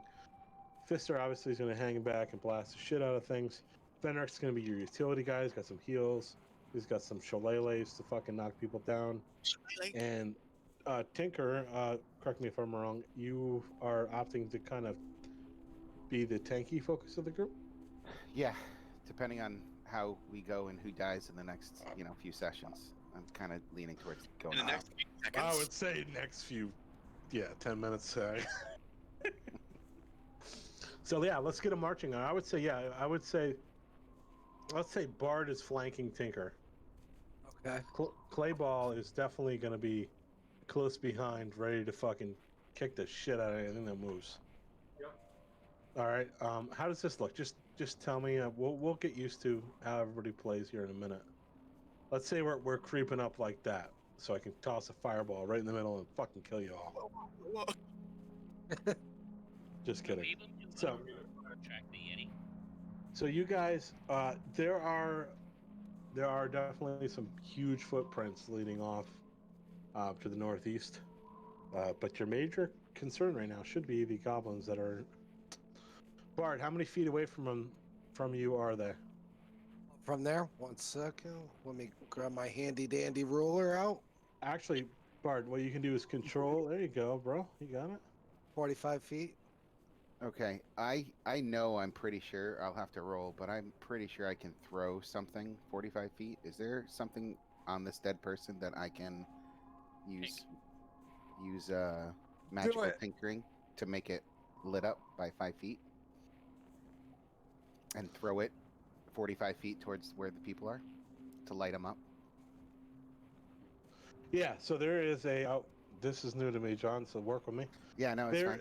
There is. Let's say the guy's belt is still halfway intact. Yeah, I'm linking it in. Oh, it went to OOC. My bad. I might. Yeah, let me check that. So basically, just a sum it up for me. non-magical. Yep. I don't even know how I would go about doing that. I would use up one of my charges, but I would grab the belt and it would basically become a candle. Without being a candle, it's just magically lit with a 5-foot radius. With a 5-foot radius? Yeah, let me see if I can. And how far can you throw that? Consume available. Oh, no. Yep, there you go. I can throw. I don't know. I would just throw it. there's not an actual like throw, so I don't know if you want to have me do like a Yeah. athletics check. Yeah, I would say let's do an athletics check on that. All right, let's give this a shot. If only someone were there to guide me. Point guide him. No, it's too late. I rolled it, but you have to be on top of that. So an 11. All right, so you threw the belt, and what's the radius? 5 feet. 5 feet radius from the center of it. All right. So my goal was to throw it towards the voices. I don't know exactly where they're at, but I'm Yeah. just guessing. Wow. Wow. Yeah, and work with me. This is new to me. I'm gonna go ahead and throw this down. So you throw your belt in that direction. You see that glowing light there? Yep. So it doesn't quite make it to the people that were speaking, but Bard definitely can make out that there is a goblin with an arrow searching in that direction, and now you can hear him kind of speaking to his comrades. Do they notice the light? Oh yeah, he's. Hey guys, hey, we got something going on over here. We need to check it out. Do we have torches lit? I forget. No, nobody lit a torch yet. Okay. You guys are all, let's see, just out of range of the goblin. That should cause a distraction. Be ready to fight. So yeah, the goblins, you can hear some ruckus going on. The goblins are starting to march this way.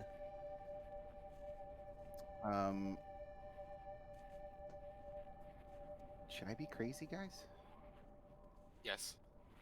Bard Dylan, Yes. I would assume you'd kind of tell me where they are at, roughly. Like, are they like here? 1 second. Oh, I can't ping when it's paused. I'll let you go ahead and ping. Are they like Bard back can here? Bard can now actually see them all come into sight. 1, And Bard, 2, 3, 4, 5, 6. 6 of them. so he sees. So Bard, this is what you see: 6 grayish figures. 6 grayish figures. So I would like to do. Can I ping them for them or no? You can go ahead and ping it for Tinker because he's asking you. Go ahead and ping it so everybody can see it, but it doesn't matter. Just ping one, Brian. All right.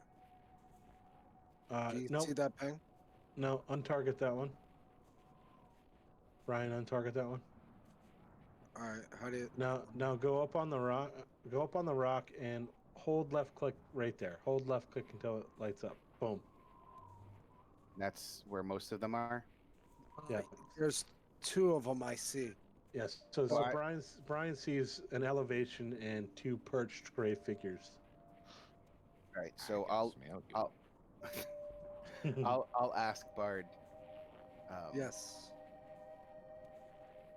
I'm gonna try to light them up. Can you tell me exactly where the most of them are, and then obviously you go there.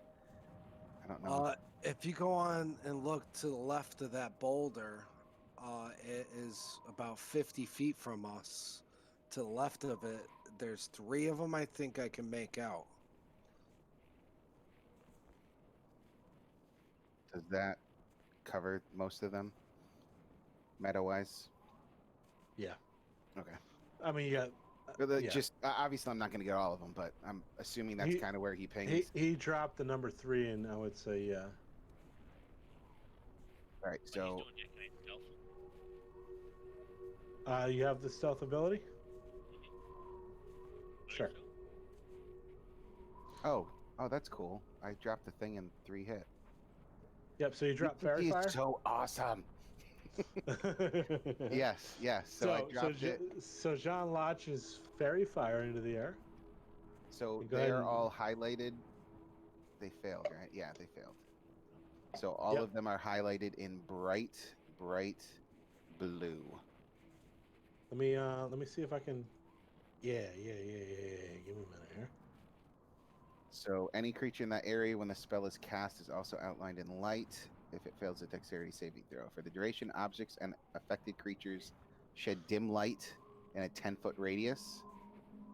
So anything that was hit, objects or creatures, shed 10-foot radius. So that pretty much lights up that whole little square and 10 feet from it. And then any attacks rolled against them, the ones that failed, are at advantage. All right, I'm going to try to update this as we go. Dim light of 10. Is anybody seeing any of these updates? Nice.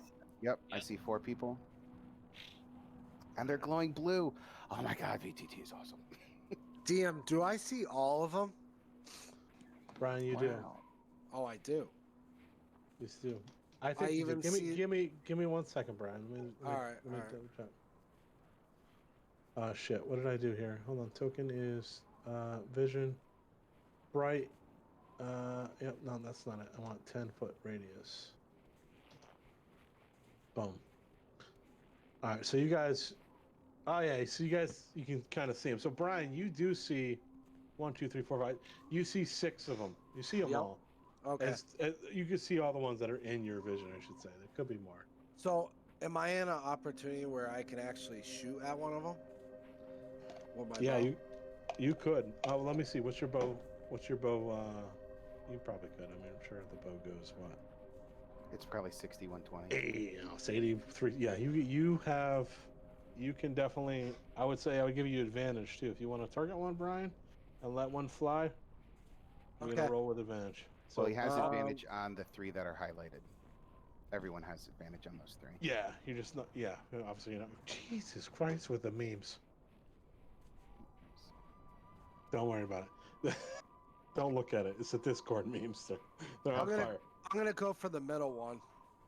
All right, Brian. I want you to alt left click the one that you want to target. Brian, I should be calling. I'm sorry, guys. No, Bard. it's okay. Bard Dylan. And then go up to your you have yourself highlighted, so go to your skill bar there. That should be floating in the middle. Yep. Go to inventory, short bow, and do it. There you go. And give me advantage. All right, advantage. This is all pre-round, right?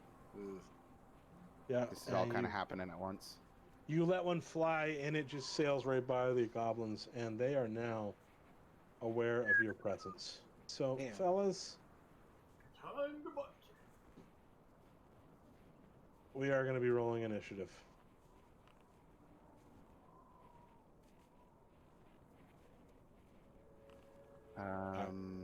So the cross swords, John, right-click that, it'll pop it up, and then you can go ahead and, you got it. I did it through the little drop-down thing on the top left. Seems like it still worked, though. Yeah. Wow. Brian, you need to roll initiative. Where is that again on here? The cross swords at the top right of your... Oh, got it. Yeah, there you go. Are we supposed to see everyone's initiative order? You're going to see... hopefully you can just see your initiative order and your parties. But everybody else should be question marks. Everything's question marks for me. Okay. And that might be... That's fine, yeah. I think it's... I can see goblins now. Goblin has a 22. One of them does. You can see their initiative order? I can just see the one goblin. Oh, because it's his turn. Okay, yeah, no problem. Let me flush the old tracker. Guys with the templates. Who's this? Yeah, I don't know why I keep dropping a template. I don't know how to stop doing that. Go back to your upper left. Go back to your person icon. Or... I don't know. Question to you, John. How long does the belt of everlasting fucking light last? Hold on. It lasts indefinitely. Unless I touch it to turn it off, or I can do up to 3 at a time. So it can be there forever. But I obviously won't do that. All right, I'm gonna leave it there for now. So the goblin takes his turn, and he is taking aim at our friend Bard, and he is actually shooting a short bow at our friend Bard. Oh boy! Oh boy! He lets an arrow loose. Yeah, boy. goblins have night vision or whatever, right? And give me a second. Pew pew pew pew pew. Do I see? He hits Bard, Wow. and he pierces him for oof. It looks like 4 points of damage. You guys see damage or anything like that? No, I see I'm it. seeing nothing. Do you see damage? In the VTA or VTTA party, Yeah. What does it say? 6 to 10. What does it say? Bard is 6 out of 10. Okay, but it doesn't say how much I hit him for. I don't even Right. see anything yet. Very good. So anything in character rolls. Yeah, I don't see anything either. Not seeing it either.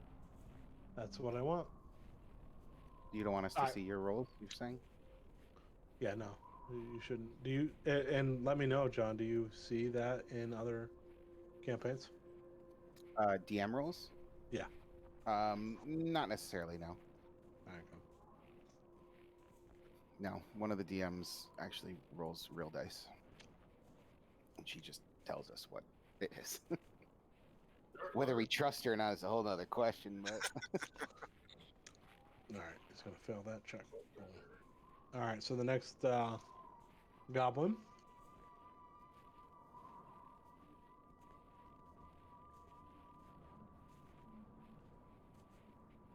He is going to target our buddy. We're gonna call him easy to hit. Oh boy! is there a way that you can show what you roll like for the attack roll, but just not the damage? No, Okay. there might be, but I don't like to do that. So the goblin on Bard, the goblin you could see standing up on the rock that you had shot an arrow at, pulls back his short bow and just sails one right past you and all the rest of the guys. Oh boy! All right, so it didn't hit you. You're good. All right. Fister, my friend, you're up. What can you see here? You can't see much, but you can see what's lit up, and yeah, you can see that. That's good. John, I like that. It's nice. Yep. Now, do we still have advantage on these or not? Those three will have advantage for the next minute. So basically this whole fight, unless we take forever with it. Because each round is considered 6 seconds.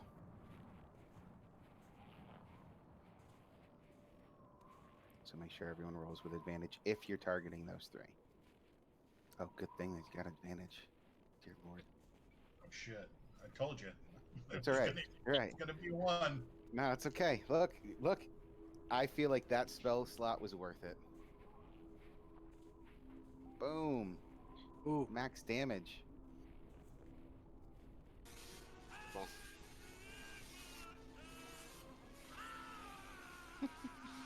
Yeah. Guys, we're doing great so far. I just want to let you guys know that.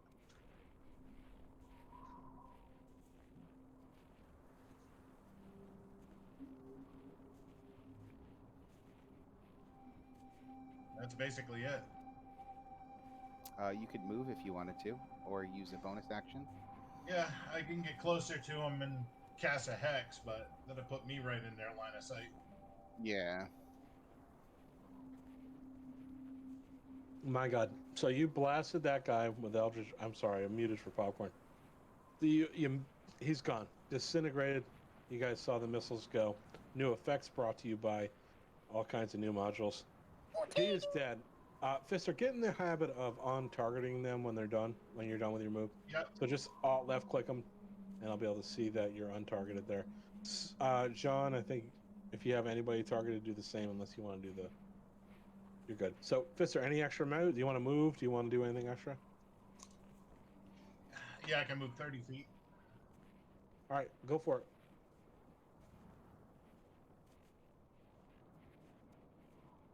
Oh, are those things with the brackets because I'm technically targeting them with my spell? Yeah, I'm gonna leave that there though, because I don't know if I remove it, if it's gonna fuck up the whole thing. Dunk, you can get right up. So those are yeah, you can get. That's probably a good spot for you right there. You can still see everything going on. I did a terrible job with the walls on this one. Okay. You good, Dunk? Anything else? That's good. All right. Next goblin is getting ready to go from the north. From the north. He's gonna scurry over this way. All right. They still see that one that moved over there?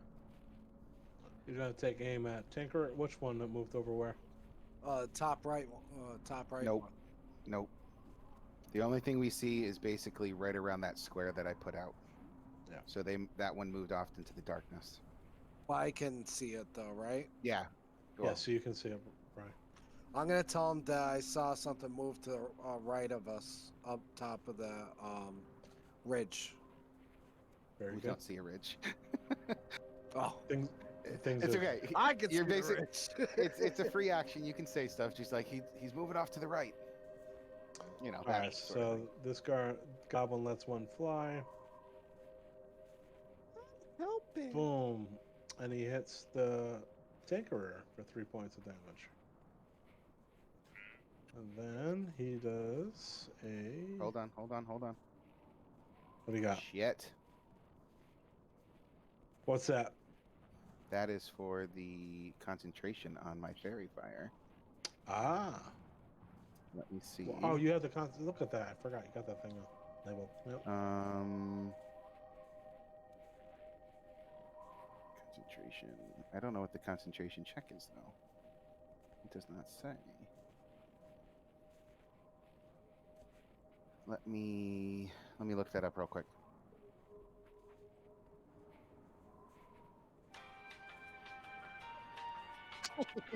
You can keep going. Obviously, I can get damage and all that, but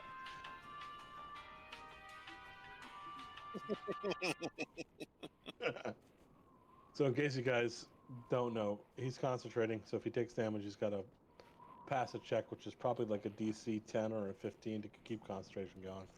I hope it's a 10 because then I'll pass it. But if it's Yeah, 15, I don't know why that's not written there in the yeah, spell it's silly. description. I'm trying to find. Sorry, I didn't expect me to get hit so quickly. Doesn't it say it right there in the rolls log? Oh, DC 10, bro. Where did it say that? Right in the roll log. You passed. Even in the parentheses, it says Tinker took damage and their concentration being tested DC 10. You did it. Yeah. Oh. Ha. Okay. We're good. Oh, so you automatically rolled. You didn't have to roll. Barely. No. I had to click it. It said you got damaged. Would you like to roll a concentration? All right. Sorry, Very good. I'm still new to VTT. Sorry, guys. No, I'm gonna stop you right there, Tinker. This is brand new to me too because I turned on this new active effects module that helps me out with that. Okay. I just never seen how it worked. That's good. So we're gonna do. By the way, I rolled a 5, boys. So luckily, I have a +5 to my concentration. Brian, you notice that goblin that you saw moving over there, Brian? You noticed him. Is play ball. What are you doing? It's not your turn yet. So I see. He disappeared. Right? You don't see him anymore, right? No, I don't see him anymore. Okay. Very good. All right, this motherfucker right here. Oops, don't want to target him. I'm gonna do a little. Oh man.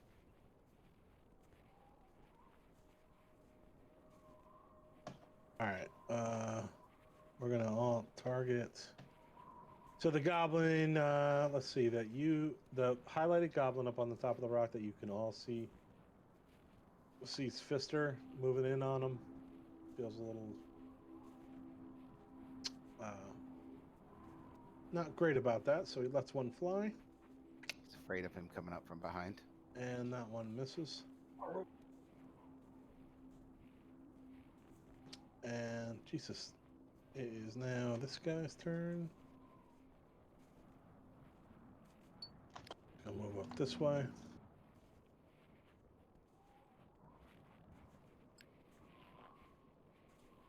And take aim at Bard. He lets one fly. There's an arrow. Let's loose an arrow. That hits. Oh my god. Oh man, Brian. What are we down to here? Little home screen. Oh my god. Yeah, it takes another three chunk out of you.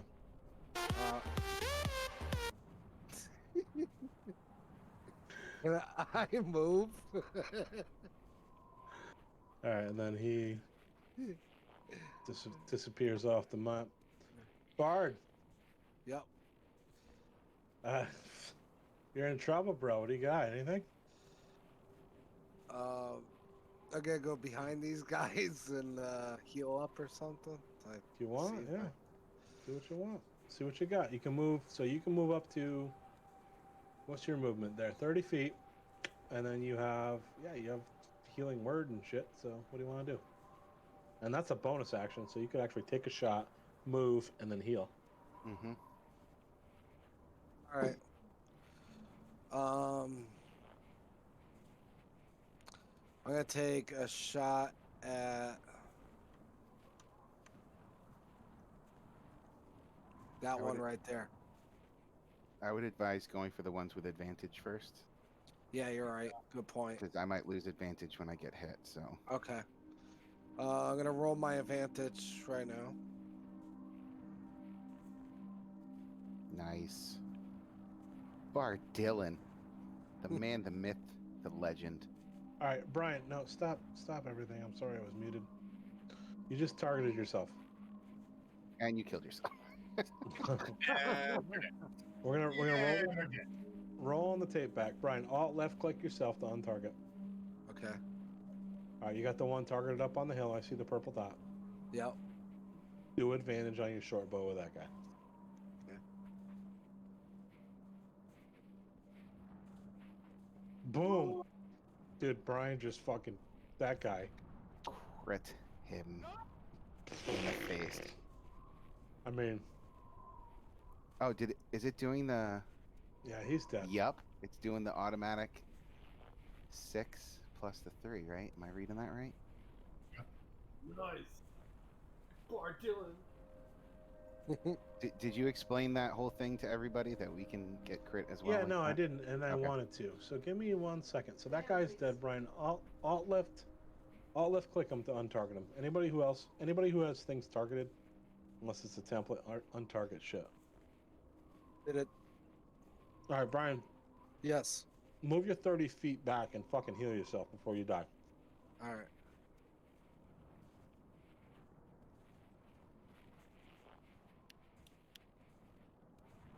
And as soon as he's done with that, John, I'll go ahead and explain our critical. You got some explaining to do.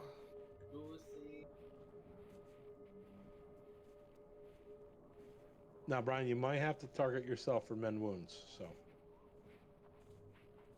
Yep. Right. You don't need to target any goblins anymore, so get your cursor around there. There you go. Healing word. What do you got? Do I have to roll for it? It says I have to... Yeah, it should be a 1d4 plus your spellcasting. Is it asking you to? Yeah. There you go. Yeesh. So you just healed yourself for 4 points of damage. So where are you at now? You're at 7 health out of 10. Very good, Brian. I'm proud of you. Thanks. You did it, buddy. You didn't die. You did it. All right. Let me give up. And you crit the dude right in the face, so we'll take that as a win. Let's give everybody a rundown on crits. So normally with a critical roll, you would just roll your normal damage dice times 2, so you double the dice. What we're doing in this campaign, we are actually rolling double the dice, but not really. So let's say you have normal damage is 2d6s. If you critical hit, 2 of your d6s are going to be automatic 6s, so that's going to be 12 damage. And then you're going to roll another 2d6 to pile on top of that. Therefore, criticals feel critical. Because in the old rules, if you were to roll 4 d6s on a critical hit, you could essentially get 4 1s and 4 points of damage. What fucking good is that? No good. So we're going to use these alternate rolls. So that's why you actually see that new mathematical equation, because there's a module in Foundry, VTT, which is the best VTT out there that allows that to happen. Any questions? No, that's a lot of damage. Yeah, boy. So with that, guys, that also means it's bad for us in the fact of if he's got a weapon that's like a 1d12, that if he crits with it, he gets by default 12 damage and then rolls that die. It So does go both ways. Yeah, so it could be minimum on a crit 13 damage, and right now, that's all of us except maybe I want to say Clay Ball or whatever his name is. You know my name. Nope, I don't like it. One bit. All right. Moving over to Fenric. Your turn. All right, let's see here. Things are out there, aren't they? Light a fucking torch. How about I'm gonna target that one in the distance there on the rock, last one left, and cast Ice Knife on him. All right, you'll get advantage if there's an opportunity to roll advantage. Roll it. I don't know if Ice Knife does that or not. Feeling just jealous with the ice knife. Be back in 1 minute. All right, Bray.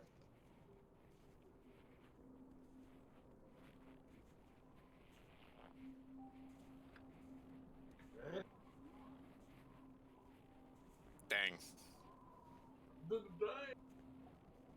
It has missed. You have missed your Ice Knife, sir. Next move. Move a little bit. Sorry, guys, that I tanked my initiative roll so badly. Yeah, I did too. Got a freaking 9. I got a 5. I did too. I thought I had a plus to it, but maybe that's not yet. No, you should. It should be your dex plus your something or other. That's what I thought. It said 14 next to it, but I'm below everybody else. That's All right, Thud. You're up. TM. Yep. Just for going forward. What? We'll talk about it later. Not a big deal. All right. Can I move and then attack, or is moving my action? You can move and sorry. attack. Yes. Okay. You can move partial 10 feet, Yeah. attack, and then finish your move. Right. Just want to try to get in range. These dudes. Yeah, in other D&D and Pathfinder and stuff, once you move, if you say I'm moving 10 feet to fire, you're stuck where you ended up. In 5e, you can do partial moves. I love Pat. Can I move full too, or just only partial attack? You can move full. You can do the move. The move action is almost kind of like move points. So if you can move 30 feet, you can move 5 feet, attack, 15 feet, bonus action, and then the rest of your. So in reality, you could feign, like you could move up 15 feet, fire, then move back 15 feet. Completely fine. I can move 30 feet and then attack from where I am. Mhm. Alright, let's do that. I can't see. Can you put me in this area here? Oh, I can. Alright. I'm attacking this dude. Oh, there's a dude there. It's so black out. No, the one you have all blue. Oh, the middle one. Yeah. Yeah. That's gotta be black. You get an advantage on that. Yep. Alright, I'm gonna use my crossbow with advantage. Cool. Oh my gosh. That's great. Never I guess fails. I'm gonna use my bonus action. All right. What do you got?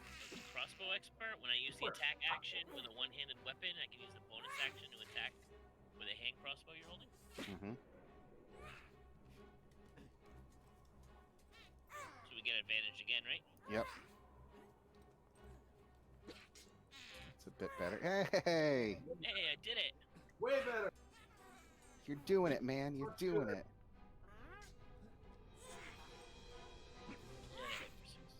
That's all right.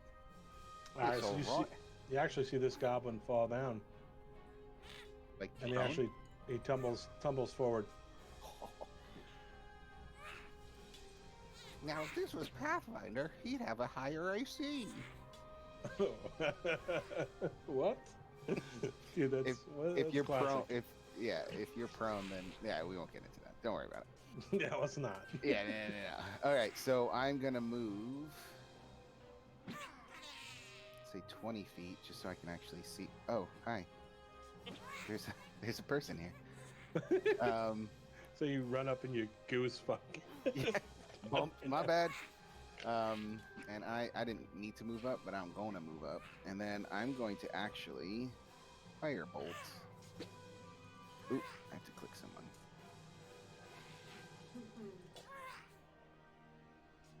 Oh, they're right into combat? It's because I have multiple things highlighted. Do you need me to get rid of the template?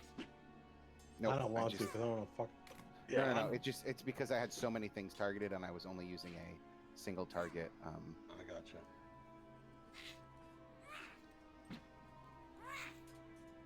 Please select my token. Why is it telling me to select my token?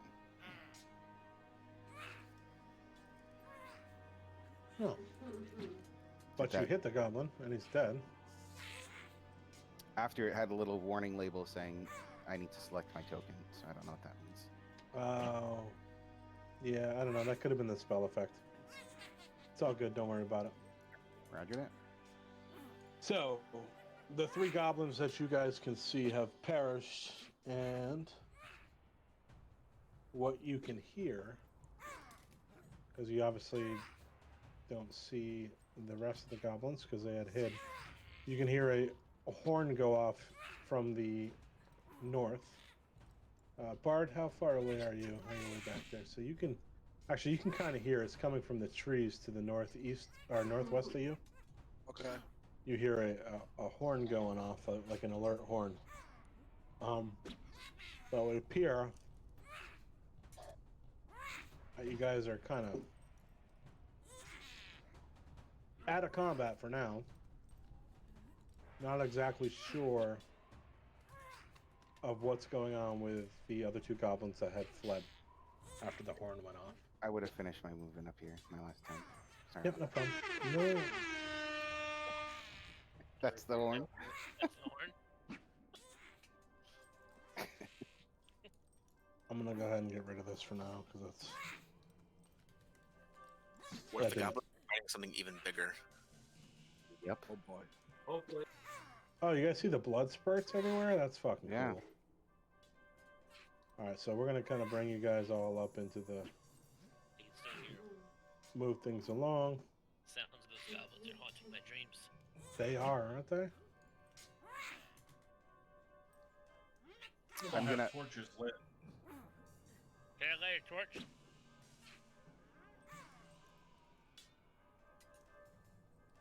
Yeah, if you want, sure.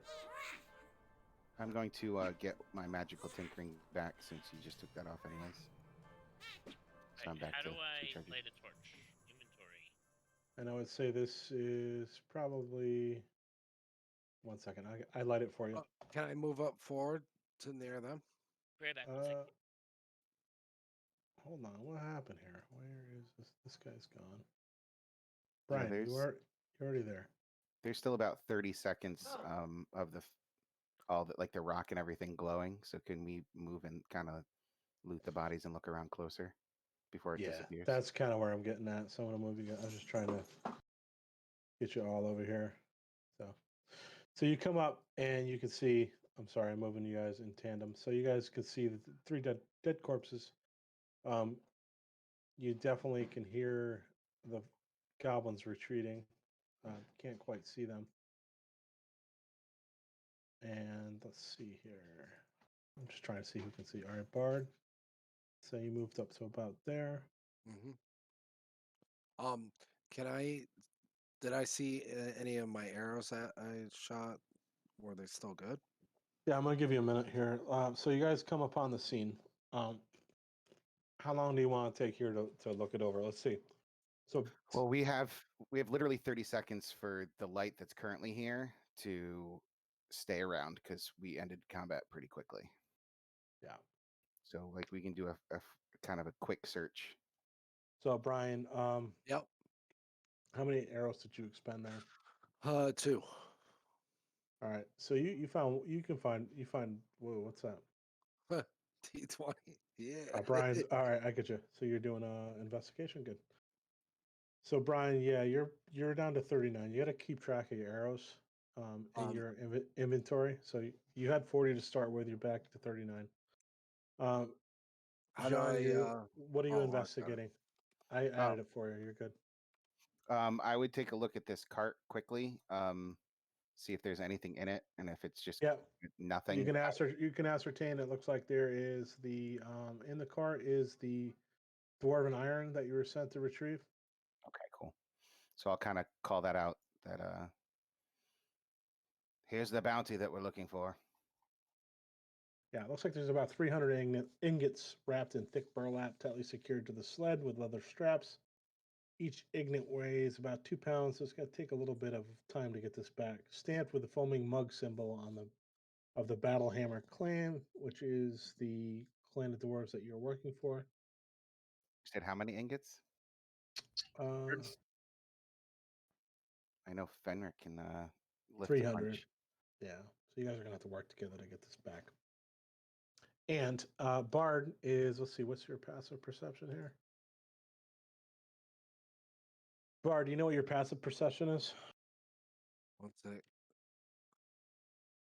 Shit, never mind. You don't hear anything. All right.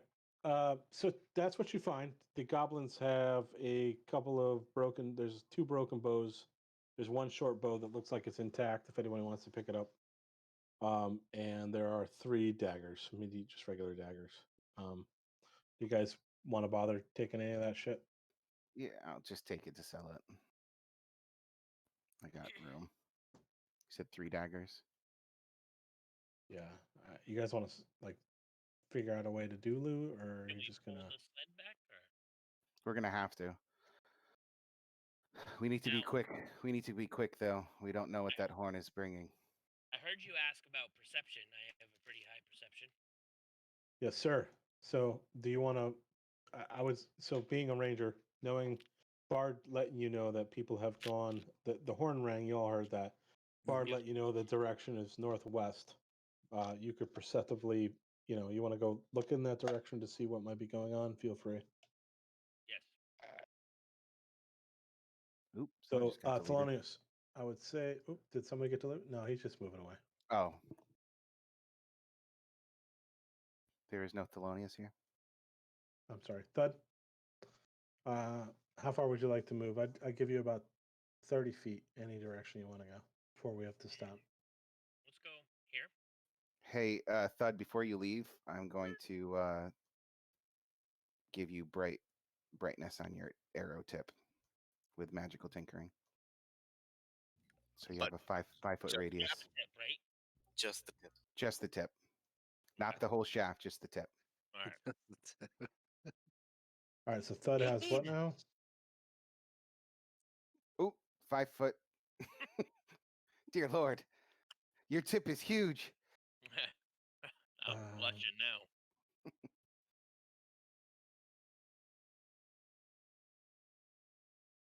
All right. 5 feet of what now? Is that bright vision? Nope, it's just regular. It's the 5-foot thing that I did on the belt too. See what it says. Oh no, you're right. Sheds bright light in a 5-foot radius and dim light for another 5. All right, which is already kind of. All right, we're good. All right, so you see, you're kind of glowing. So where you want to move, Thud? Oops. I like to move northwest to here. Yep, go for it. And you can kind of make out the outline of some trees to your west that you could probably take cover in. Okay. Go to the west here. Yeah. All right, as you move up, you can see a cluster of trees. Can I go here? Yep. Tucked into the tree. All right, so you can't At that point, you can't quite see what's going on, but you can hear what's going on with your perception there. And it sounds like there is a number of goblins to the northwest. And you can hear some grunting noises. And Guys. very, very faintly, you can make out the outline of some sort of structure. You could tell it's probably about, let's see here, 10 to 15 feet across. You're not sure how long it is, but there's something out there. Guys, there's something up this way. Very girthy, but I'm not too sure the length. Do you think it's big? Given by its girth, it would have to be long enough. And I hear grunting from goblins. I think they're banging each other in a house. Should we come in from behind? Yeah, now we're talking. Pull out! Pull out! Guess who?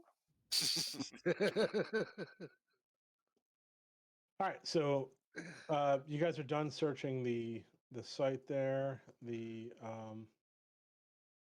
looks like our buddy Tinker picked up whatever was usable. I'm going to go ahead and remove some of the actors here so we don't have to look at them anymore. Did anyone else want a dagger? No, thank you. I'm trying to cut back. All right, I guess I'll take all three. All right, so you guys, what's your plan here? Do you want to? Yeah, come up with a plan. That's up to you guys. All right, guys. So you don't see anything. You just hear thumping. I hear things off to the distance, some grunting. I can make out the shape of something about 15 feet across. I'm not sure how long it is. They sound like they're coming this way, though.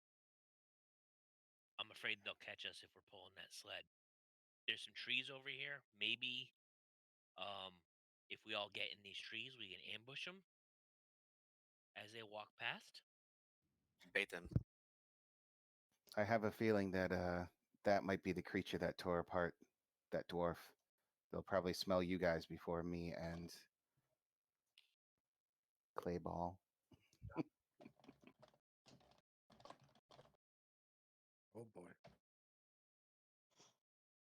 Brian or Bard, remember you can see the furthest right now. Yeah, So can I move up closer?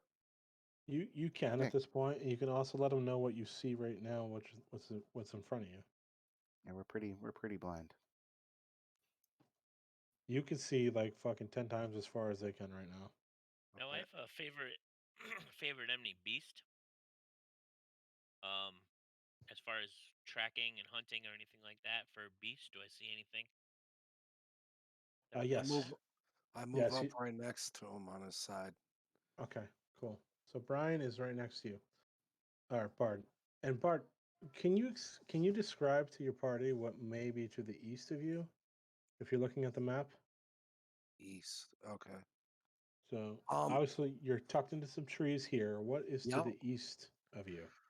On the east of me, I see a bunch of rocks to the left, and I see a tree that's like directly northwest. All right, so to the east of you would be the other direction, Brian. Oh, well, I see a bunch of trees over there. That's it. He can see, but he doesn't know anything about directions. We're doomed, boys. All right, good. Stop it. Get some help. All right. So, Theloni, Stop Thud, back drinking. to you. As far as your favorite enemy goes, beasts, yes, you can tell there are some rather large paw prints side by side. As far as you can tell, it looks like there are two bear-like creatures that have walked through this valley. I'm not hearing music, by the way. There's nothing going on right now. Okay.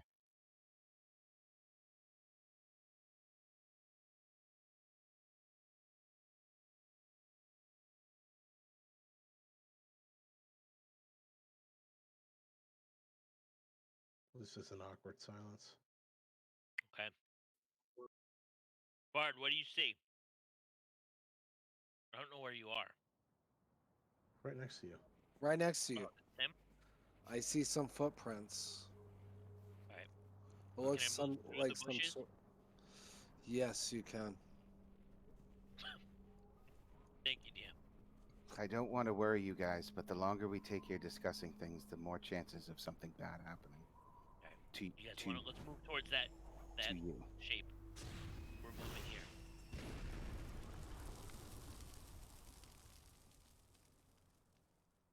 Step out here. Remember, you can always fire that arrow, and the thing stays with it. Oh yeah, good idea. I'd like to fire an arrow 30 feet in this direction. All right, draw it out. Where do you want to go? Control, and then I can. so you want that, and that's the Do you arrow see you're gonna. something, Bard? I don't see anything over there. I just see the tree and a few rocks on the side. Where would be a good spot to shoot this arrow? Probably west of you, directly west. Okay, I'm gonna shoot it right here. A small girl comes running out from behind the tree, hits an arrow right in the face. Oh no! What have you done? Oh God! All right, I shoot that arrow 30 feet into the snow. Okay, so right here. Yeah. Point Okay, there. there you go. There you go. Great. And I'd then like to you. move to that arrow and pick it up. Okay, you do. Move right Alright. behind them. Yeah. We would basically be moving. Yeah, Oh, together. Am you I guys am know. I leaving a blood trail? Is that what's happening right now? Looks like it. Do we have everybody here, Fenric? He's Okay, on his good. period. All right, I'm gonna say it's oil. let's go with a 5-minute break here, and then we're gonna resume. Refills, Okay. restroom, and then I think we may need to restart Sirenscape. Everybody, give me a minute. Okay. Okay. All right. Be right back.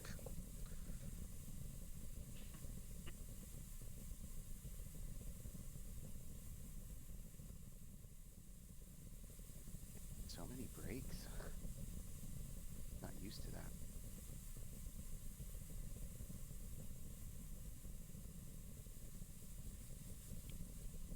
Yeah, I'm only hearing static through Sirenscape, so I think he has to fix it real quick.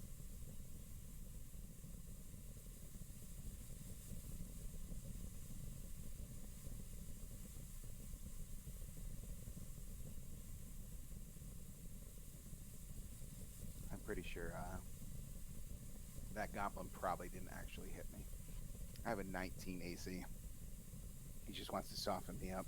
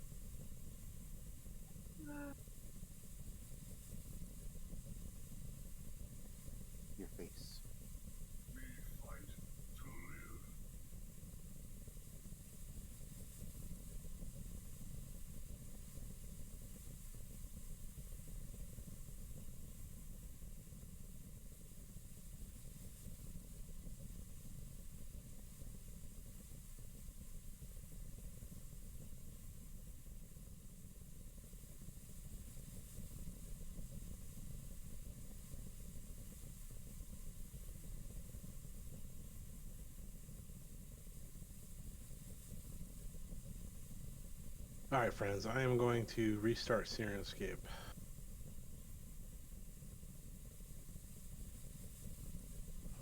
Maybe I can just jump right back into it. Is anybody still with me? Yep. All right, thanks, Al.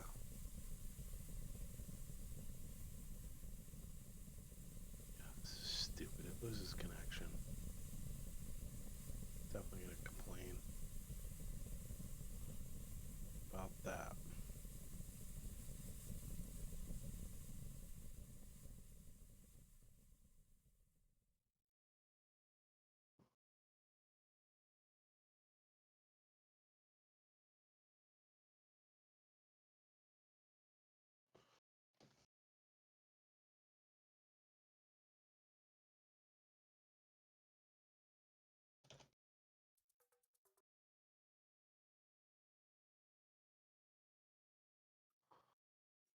Love is fighting, then me understand love.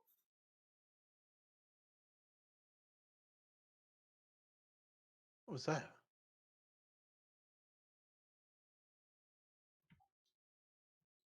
That'd be my war guy. Did you hit the, that's nice. Did you hear the fire spell? Yes. You did? Okay. It was actually my wife talking just now. Did you hear this? I'm here. Everybody get the tromboners then? Mhm. Good. All right, good.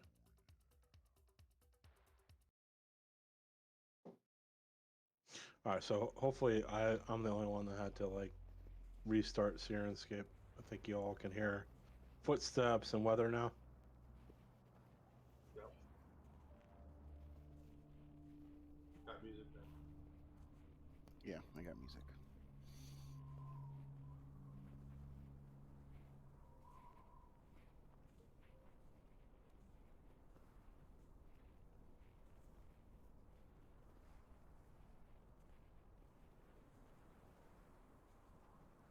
I know we're moving at something that is would probably chase us, but we got to remember our main goal is to get that stuff back. I have a feeling our DM will have us run all over the place, chanting at dying when we're just missing just grab the cart and run back. So let me reevaluate where everybody is here. All right, so you're pretty close. Thelonious has a pretty good Thelonious. Jesus, I need you. He did. Thud. I can't let Thelonious die. Well, he's not dead, but what do we hear here? Give me a minute. I'm not feeling. That's not back yet. Yeah. Yes. Really? No, that's fair. Sorry. Okay. Thelonious is in jail. He is. I let him out. Back. All right, so everybody's coming back. This is sort of I'm definitely gonna have to get after these guys. So yeah, so I'm going through Sirenscape here, trying to find where we're at. So we left Brent Chandier, and we are. Oh, here we go. Here we are. We are searching for the sled. Okay, that's good. Should have had that. So you found the sled. You guys got into a fight. Thelonious, you are no longer glowing like this. So let me fix that because you shot that arrow. Who's Thelonious? I picked God it up. damn it! I'm gonna keep on you until you. Yeah, no, until you please fix it. do. Please do. I will eventually. We spent a good four months with Thelonious. Yeah, no, it's understandable. It's hard And to they're let my both man they're go. both TH words, and they're both the same person. So Yeah. So he clearly hates you.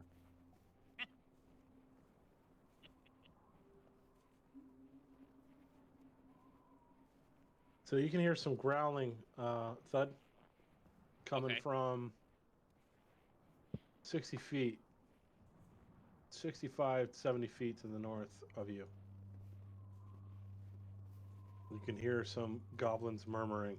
Sounds like there are More goblins than the two that fled from the last battle.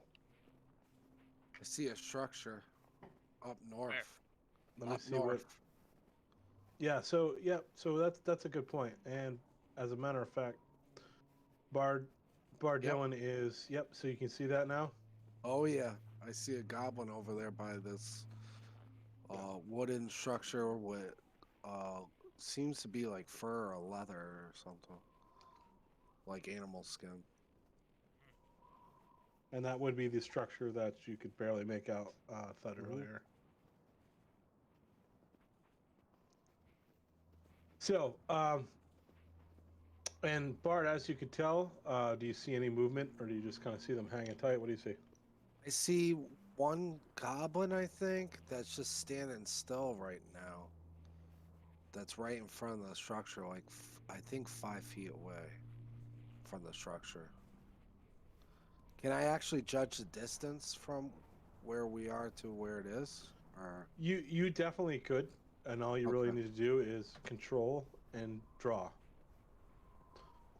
So control left click, and you should be able to draw that. I see a structure about 60 feet, and the guy's like 55 feet from us north. Alright, I'd like to move 30 feet. All right, give me 1 second here. Remember, you are still lit up with your arrow, so you could technically put that in like your prison wallet. Sure, I was gonna say quiver, but I guess one way or another something's quivering. All right, so which way you want to move there, Thud? I would like to put I'd like to switch the arrow I have knocked in the crossbow, and the one that has the light on it, I'd like to put back in my quiver, and take out one that's not lit.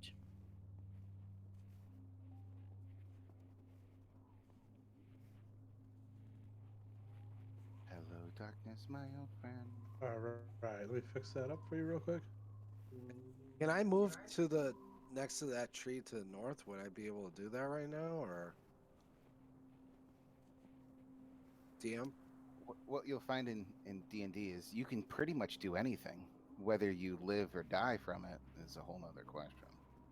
All right, Thud, where do you want to move to? Right here. All right, go for it. All right, so as you move there, you are now seen by these two goblins and are in combat. We would kind of move as a group. We wouldn't have them go alone. Yeah, I don't know why Like that's maybe, fucking low. Maybe not like right on him, but you know, a couple feet behind him. Yeah. So we're gonna get in combat in a second here. So let me definitely get a marching order here. It looks like we're about good. I know Clay would be right up there, probably behind Thud, unless say Bard's there. So that looks good. Why I don't know why that ground is still glowing there, but that's okay. Bottom line is we are in. What is this? Really? Nice one, Tom. Oh my god, I'm drawing light sources. I'm sorry. Let's get into combat. So we're gonna, first thing we're gonna do is, yeah, you can't see, they can see you. Because you just moved right up into every one of their freaking great job, Bard. So he's gonna take a shot at you before we even start combat, but it's going to miss. Bitch. This guy I see another one. is going to take a shot at you as you come into view because they had ready their action. And wow, these guys are terrible shots. That's my charming personality. Ooh, this guy hits. Hits with a flute? What the fuck happened there? Who did that? Charming him with the flute. I'm sorry. It's fucking Bart Dylan. Bard Dylan. Boom. Carl. So he hits you for 3 there, Thud Master Flex. And we are going to grab everybody here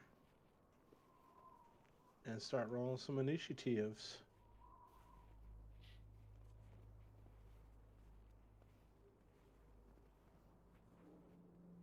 Bard Dylan, also remember that you can do bardic inspiration on people Okay. as a bonus action. Can I roll above a 10 ever?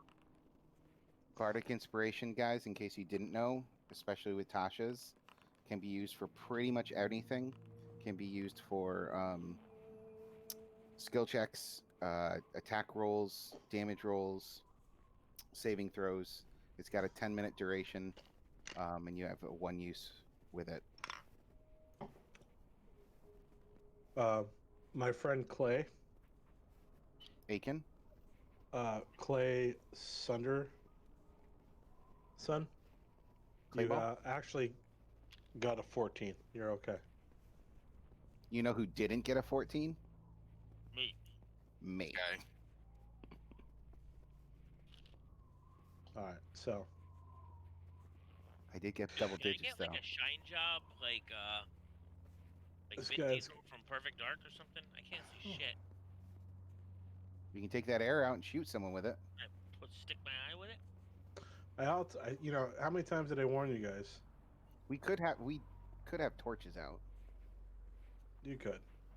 You know what? If you want to use an action to do that, you're more than welcome to. We all pull out a torch. Remember, that'll be on your next when your turn comes up, and it's an action.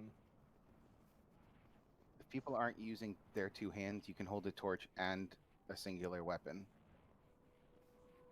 So like Fenric, if you have I don't know what weapon you have. Quarterstaff? A staff? Yeah, quarterstaff. Yep. Yeah, so you could easily hold a torch as well. I don't know about you, Fister, what you've got. Oh! So this What? guy just fucking pegged the goblin right in front of him he critically missed. He threw his javelin wait. right into the back of another I light goblin. a torch. We're not there yet, guys. Right now we're in combat. When it's your turn, you can say what you want to do. Did Well, you just say as he pegged the other goblin in front of him? just as a heads up, DM, we don't know what's happening because it's all pitch black. So we don't. That's why I we're know, talking but like this. you're in combat. People are just throwing shit at you. So Bard, it's up to you. I think we should move west. You're not moving. You can move yourself, but the we thing is over with. You're in combat right now. Well, he can call that out as a free action, but yeah, Yes, you're not you can. moving all of us. I'm gonna move to the side over here. That's 5. You can go up to 30. Well, all right, over here. 10. Okay. Should I be? I should be able to take a shot at that goblin. That's over You are able to. Yep, because you don't. Yep, you don't have disadvantage or anything. You're good. Alt left click. Target. You guys hear the polar bear? That's pretty sick, huh? Yeah. Roll the 17. Is there a polar bear? Like I hear it's cool and all, but like, is there a polar bear right now, Rose? I want to talk to it. Oh, Bard. Fucking, your arrow rings true and actually just decimates that poor bastard. You've killed him. There we Bard, please untarget him. Yep. Now, do you have any other actions you'd like to take that you can take? Bonus actions? I do bardic inspiration. Yeah, why don't you go ahead and bring that up and tell us what that's all about. As a bonus action, a creature other than yourself within 60 feet that can hear you gains an inspiration die 1d6 for 10 minutes. The creature can add it to one ability check, attack roll, or saving roll. This can be added after seeing the roll, but before knowing the outcome. It can also be used for damage and attack. No. That's a Tasha's thing. So do I have to like target someone and put that on them? Yes, sir. So alt left click one of your friends. There once was a maiden from Stoneberry Hollow. She didn't talk much, but boy did she swallow. One night land that she set up.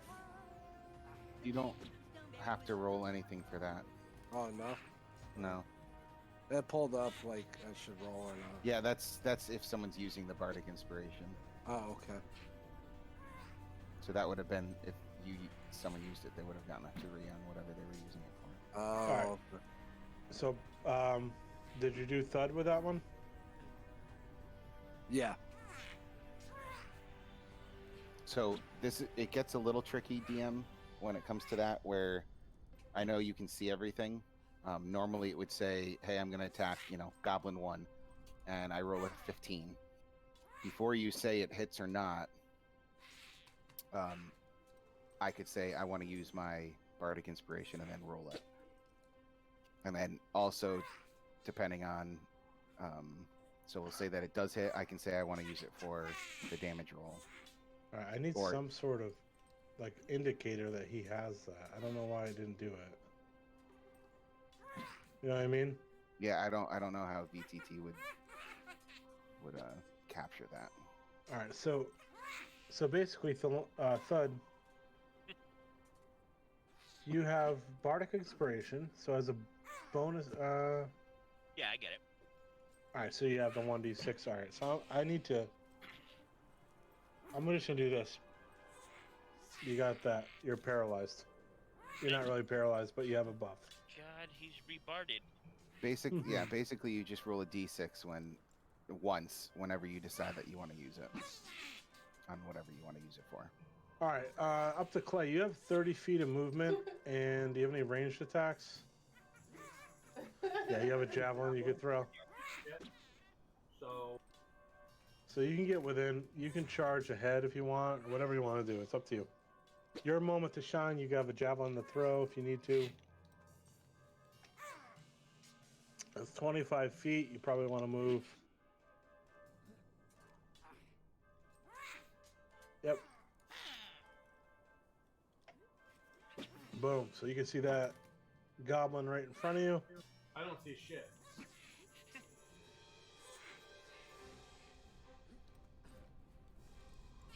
So that guy? Yep. So you could throw a javelin at him. Sure, why not? So alt left click him. Click yourself, go to javelin, do a ranged throw at him. And it connects. Roll for some damage. And you throw that javelin, you pin that goblin. You pin that poor bastard right to the fucking edge of the tent. He gets impaled. So he's dead. Hey Sorry, I guys, had I'm to gonna figure go out. out on a limb and say it's a tent in front of us.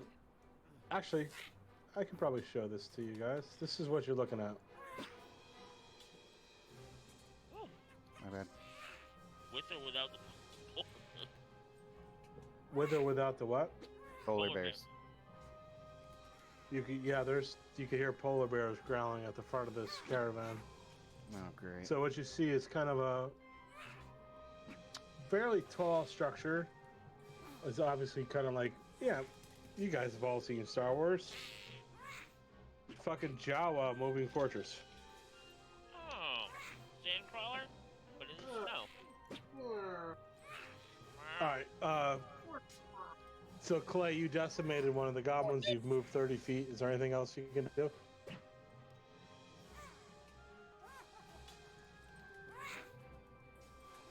Clay? I don't have any other action. All right, Fenric. You are up, my friend. All right, let's see here. How far are those polar bears? Like, do I have a vague idea of direction or? You just know they're to the north, and you can only see, 10 feet in front of you, so. You can move, how far can you move? 30 feet? Yep. So you can do a dash action if you want to use 2 actions and move 60 feet. Or you can move 30 feet and evaluate the situation and figure out what you want to do next. I got this ability to speech of beast and leaf to communicate with animals, but it doesn't say anything about like range or whether I need to see them or not. I don't know. I'm guessing you're going to need to see them. Very well. I'm gonna start exploring.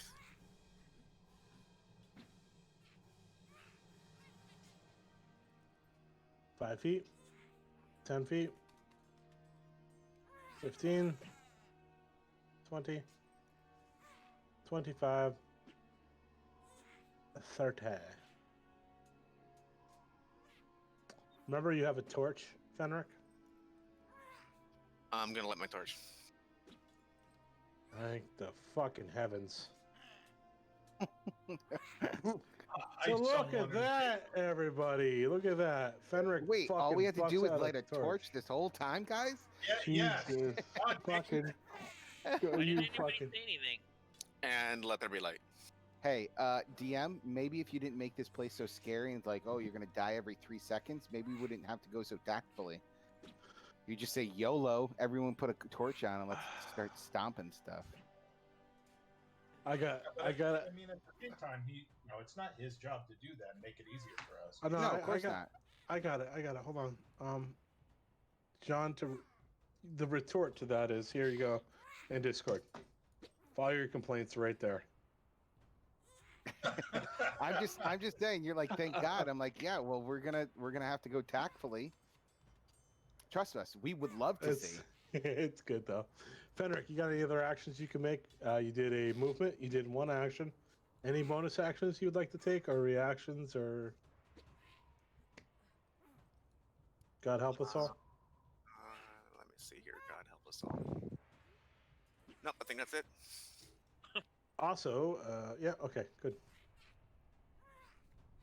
All right, Big Tink. You're not concentrating anymore, are you? Nope, shouldn't be. Let me get that off you.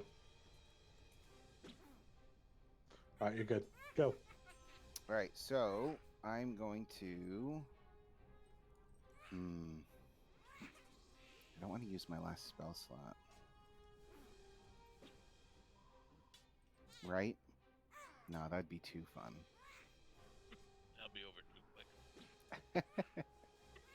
But it'll be so fun. Let's see. So there's 1, 2, 3, 4 guys visible.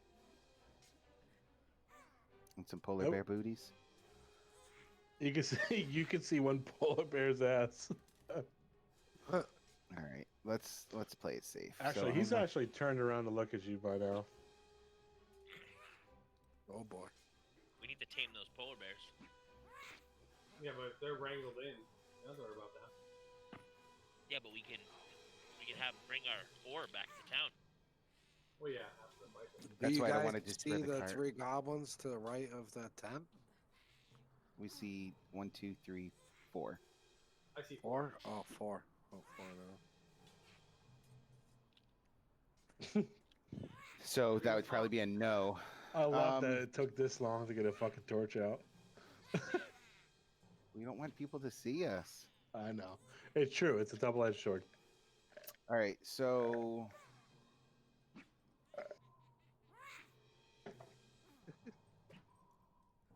I will target this guy. So those guys also, just so you know, those guys are about 15 feet higher than you. So they are elevated positions, but it's all good. Not a problem. I'm going to firebolt him.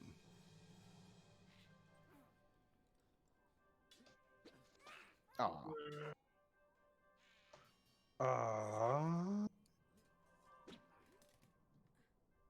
I didn't realize it was a boss. I didn't.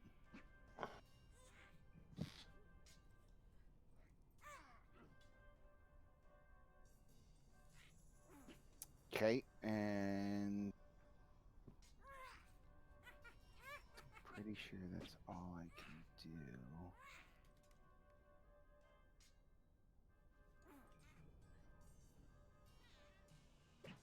Yeah, that's it. All right. My man Fister. All right, well, I'm going to make a movement first.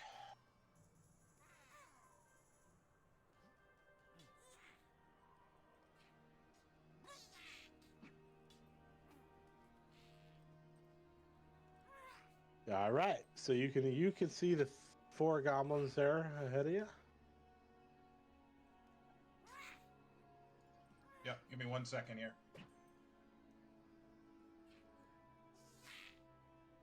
Do we hear anything inside that structure? Would we have heard No. anything? No. Okay.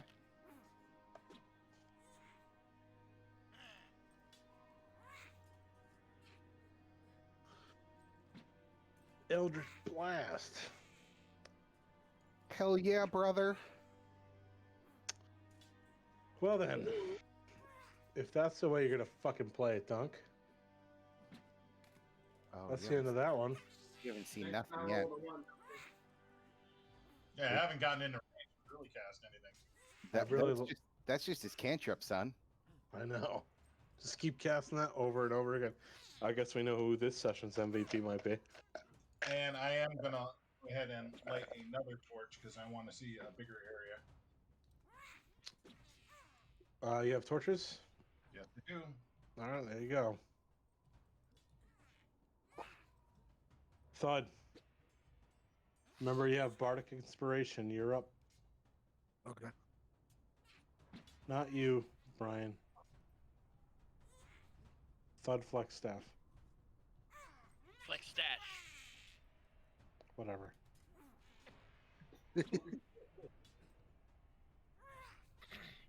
Respect his name. You respect my thought. Just All be right, happy I well, didn't call him Thelonious. That's true. All right, don't tell me. I'm gonna roll to hit, but I haven't decided yet if I'm gonna use Bardic Inspiration until I see the roll.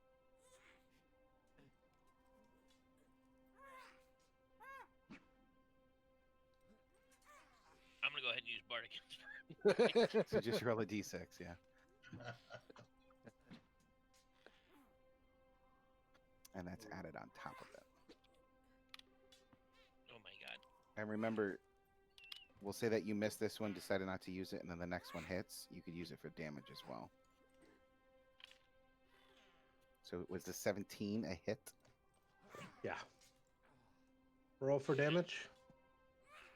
Shit, how do I do that now that I didn't get If you the damage? if you click crossbow hand at where you sent that thing,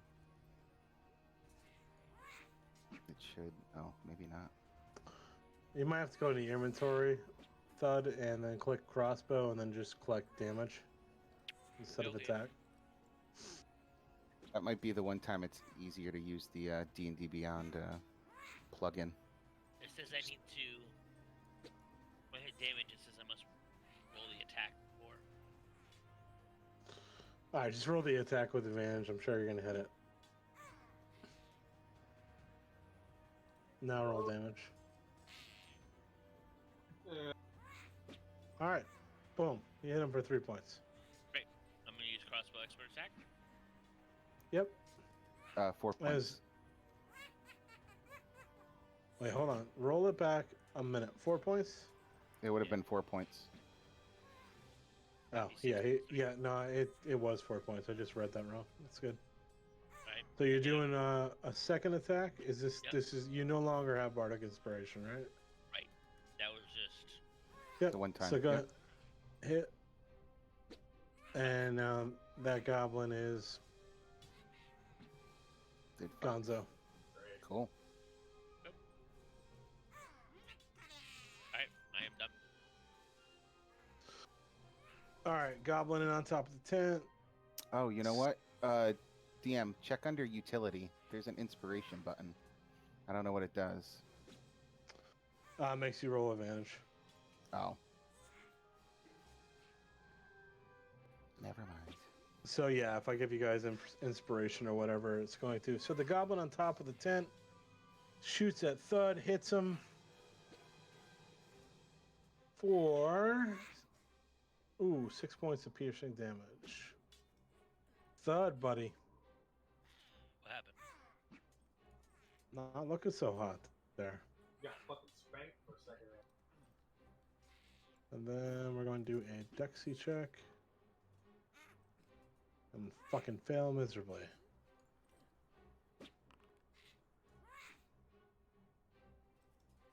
Alright, so the goblin on top of the tent moves over. And he goes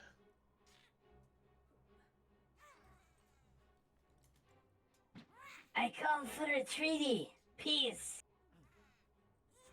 I no more want to fight. Do we have a party?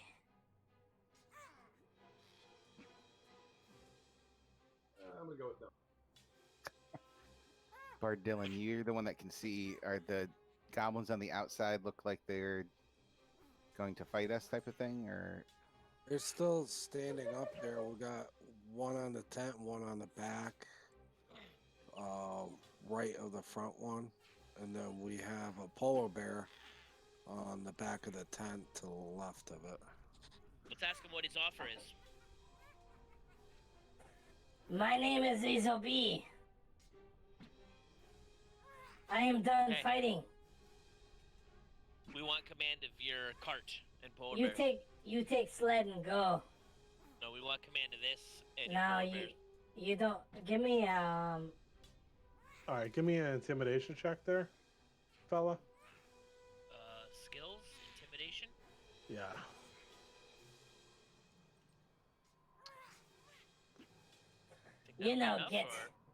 Get this polar bear. Get our homestead. You take sled and go and be happy and fight over. Otherwise, we fight to death. And I unleash these polar bears. Clarification, real quick. The foaming mug's icon is the cart with 2 polar bears. Yes. Yeah.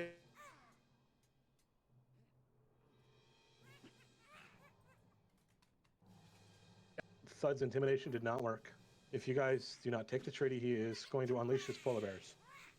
I'll let you guys have. I'll give you a minute to decide what you want to do.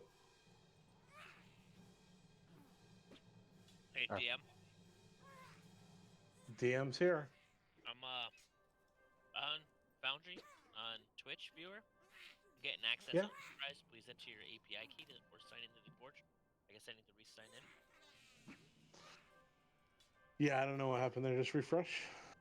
Okay, well, I tried. I'm gonna turn to the.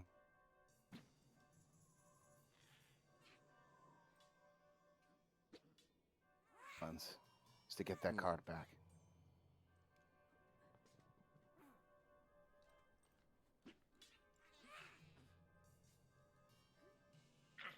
Why don't we just but take at the the same cart time, and go? and I'm not going to just play devil's advocate. If we let them run loose, they're going to continue to attack people along the roads.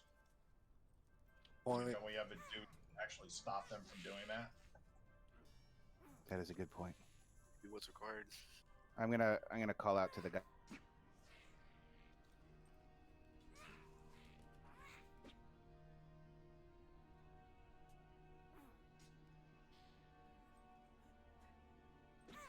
Guys, we spent a lot of time bullshitting about this, but my man's about to unleash 2 polar bears on you guys and keep fighting if you don't take the treaty. So take a look at your health and your situation and figure out whether or not you want to continue fighting an unknown amount of goblins and two Let's polar bears. take the cart and go.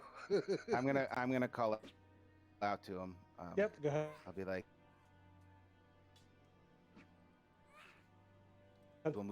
and if we hear that you're attacking random people, we'll be back. Peace you have. My kind is not looking for any problem between humankind. Dwarves we do not like. Look like dwarves. So you may move on, and we will move out. Take the sled and go. We'll move out once you. So you see him you kind of out. flicker his hand, and the 2 polar bears move into position. No. You must leave first.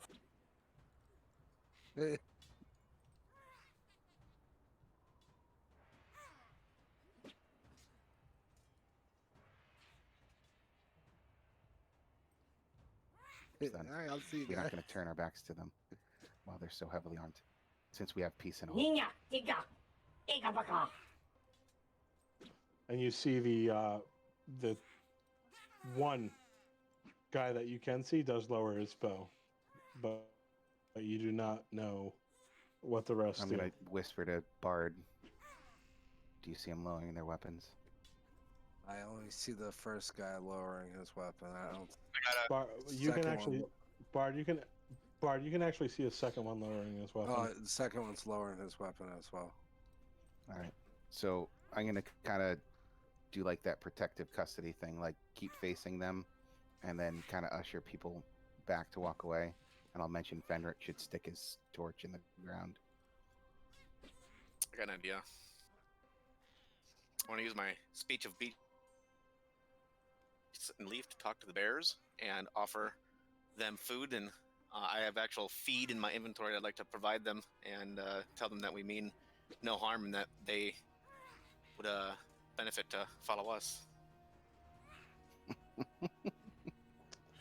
Oh, Take you're that, gonna- DM. That's a good try. Let's see what happens. good move. All right, so you're gonna open your mouth and start talking.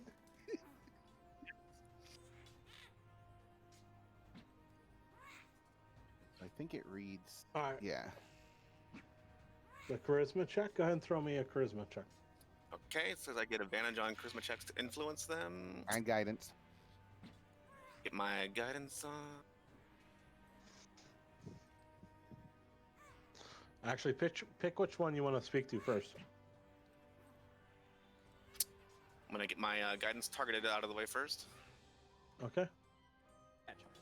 So, bold strategy. and I'm gonna Cotton. Let's target see the if I it pays off guess the closest one. Okay. And advantage check or on charisma.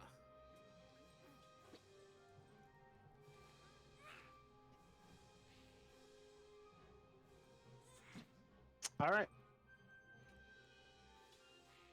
So you open your mouth and you speak to that beast there, who looks at you with a puzzled look, and then sits down, and you hear the goblin boss go, "Attack!"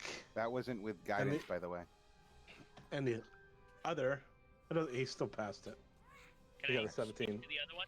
So nope, you can't. You guys are going to continue combat, and now Oh man. But I have that This- ability. this guy is in here. Hold on. So I know you have that ability, but I'm role playing what's going on between two people in a matter of seconds. So give me a minute. Okay. What is that you want to do, Thud? Nothing anymore. It's not your turn. It's the goblin boss's turn. Don't be rude.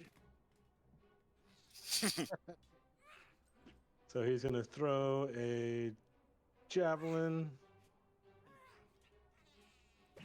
at the new mark, which is going to be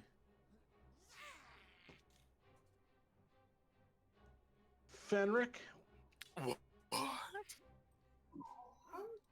Boom, he badly misses, and he hits the polar bear for fucking 2 damage. Oh boy. Now we're fighting. Damn. Yeah, you're still fighting. Bard, it's up to you.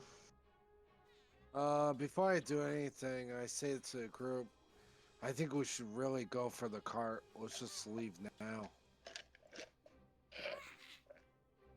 Bard, it's too late for that. These guys are gonna fucking kill you now. You got a polar bear bearing down on most of the group. So take your, you can haul ass if you want, but We could, in theory, run away. It's just most likely with turn order, it's not going to be as simple as that. Especially with a polar bear. Smells like Bigfoot's dick. I'm gonna cast minor illusion. what's that gonna do? Creates a sound. It's a volume, can range from a whisper to a scream. It can be a voice, someone else's voice, a lion's roar, a beating of a drum. Ooh, Yeti roar? Yes. That's smart, Bard Dylan. All right, go ahead. He's doing the old Obi-Wan Kenobi Great Dragon Call. Let's do it.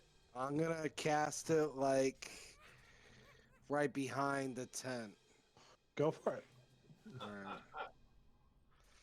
Alright. Wait, how do I roll out? You wouldn't.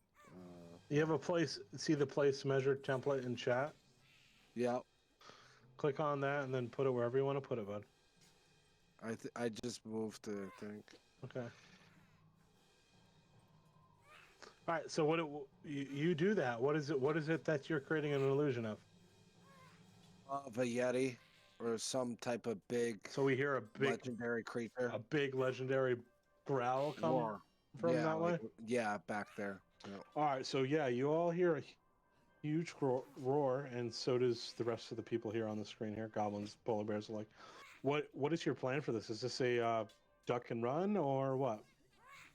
It's to see if everyone can get a advantage off of them from them being shocked by the noise. I like it. Like distracted. Okay. Yeah. So you can either. That's fine. These guys are gonna turn and look this way. Did they have to roll any rolls on them, like being scared or anything like that? No. No. They just turn to look. So it's up to you guys. You can either continue fighting or turn tail and haul ass. I think, and then I'll just duck it. How fast can Actually, polar bears run? Can we duck and run without them noticing? We could. I'll roll some skill checks along the way, but you can try. You have Thud too, who's a master freaking traveler, isn't he? You don't have to necessarily like sprint away. If we leave the torch in the ground, which keeps it kind of bright in the area, and then we just disappear into the darkness, like they'll be able to track us technically, but are they going to really want to try to track us and possibly get ambushed? Right. Remember, they can see in the dark. Yeah, but we can double move. We can trip. Actually, And if we you- do a dash action, we're doing 4 times our movement speed technically.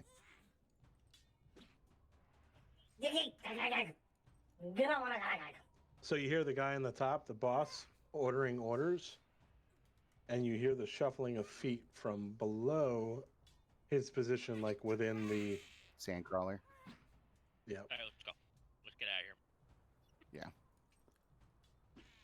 Unless you make us roll something, we're just going to do our full run type thing to All get right, out. so 1 second. Let's not all move yet. It's Bard Dylan's turn. Bard, my man. Yep.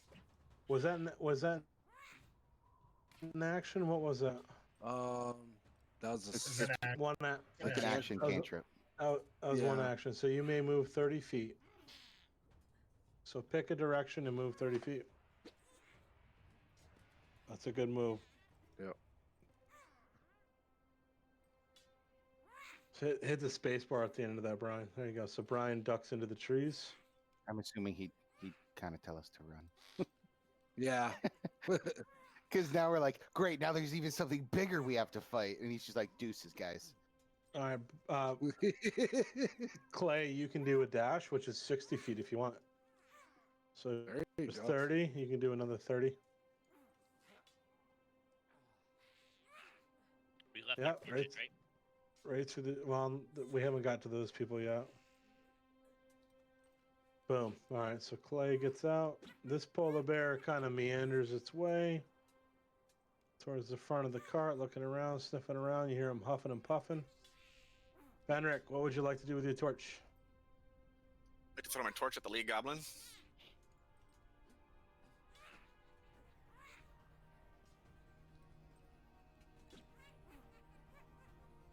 All right, 1 second.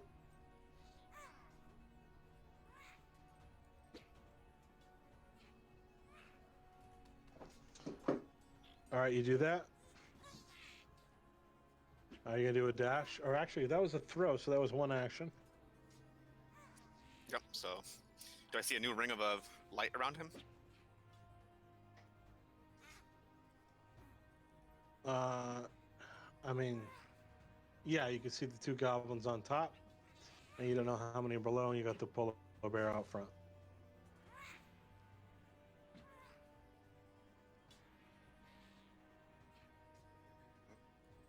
Okay. Okay. Is that as far as you can go? 30 feet, yes. All right. Tinker.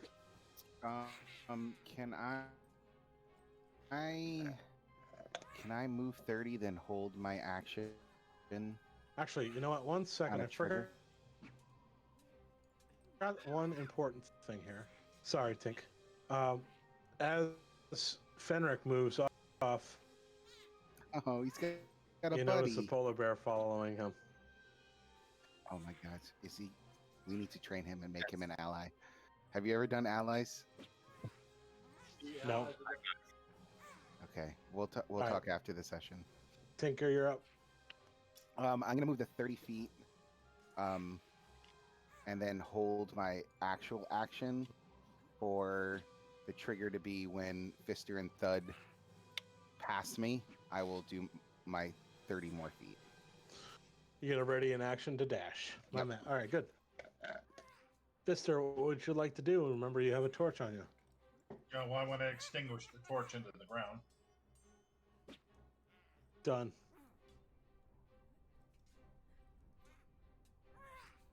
So dark. You can go 30 feet. Or, yeah, because you... Actually, distinguishing... you can dash. That wasn't a... I wouldn't say... That'd be more like a... Yeah, dropping. You're good. You go up to 60 feet.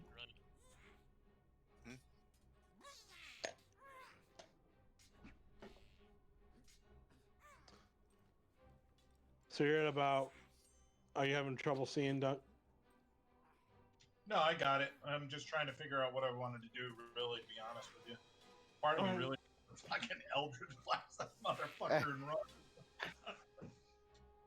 I'm gonna call out. I'm gonna call out. I know it's tempting, but we must go. I know. I'm gonna go ahead and move to here. Like I can almost see Fister like making a fist. Like I just want to punch him with an Eldritch Blast. I just won't kill him. I had a perfect attack planned out for that coming up too, but yeah, I'm in the trees. All right, Thud. Yeah, I'm gonna run. You gonna dash? Yep. And do 60? We want the cart behind too, right? Yeah, your main goal is to get back to that cart and get the fuck out of here. All right. So once I see Thud, I'm assuming he went. Once I see Thud go through, I'm gonna move my 30. Oh, hi, boys.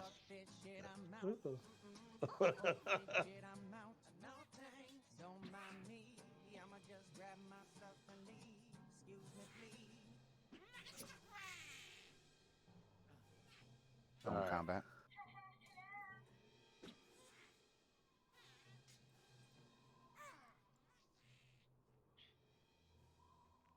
All right, so you guys successfully fled.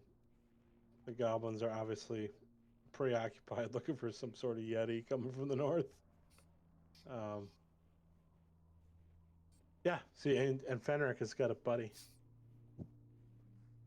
I want to give him some feed. Did you pick up some feed? I did. How much you got?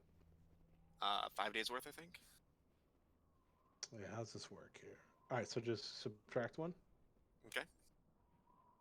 All right, and the bear looks over at you and gives you a little nuzzle, kisses you on the cheek. You're a large guy, so you're kind of its size. The rest of you, he's not. You, buddy.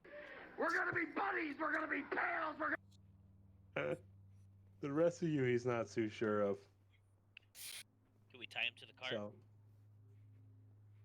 I wouldn't say we could tie him to the cart, but Fenric might be able to. Yeah, I got some rope and could even use my speech of beast to kind of communicate to him that, our plans, we'd like him to help pull the cart. All right, I want you to go ahead and use your speech of beast, and I want to hear if you like. Just pretend, Dunks, that you were sitting in front of a polar bear right now, and you had some magical powers that you could communicate telepathically. Let's talk to this guy. Let us know. Let him know what you want him to do. Well, Polar Bear, we got this cart of heavy stuff. We really need your assistance and help pulling this load to town. Really need you here. Gonna be tying some ropes. Don't be cautioned by them. And Jesus Christ. So the polar bear sits on his hind legs, and he just sticks his tongue out, and he just lets loose a huge fart, and he just kind of nuzzles up against you again, and starts wandering towards the cart. You have succeeded, and hitching up the polar bear to the cart of iron. And you guys, I'm gonna move you all over here. I'm sorry if you're like, hey, what the fuck? You're moving me all over the place. Sometimes we do that in the interest of speeding things up. And boom goes the dynamite. Boom Let's goes get the the dynamite. fuck out of here. All right, you guys, would you? Got a polar bear mount. Thud, what would you like to do? You guys want to head back or what? Yeah. I think we Might be a should. good idea too to go back to the beginning and grab that leftover pieces of the dwarf to bring back for his. What if? Bring his remains if, for a proper burial. Could we break off a tree branch from one of these trees and kind of brush our tracks, kind of as we back out of this area? I think your tracking thing, we don't leave tracks.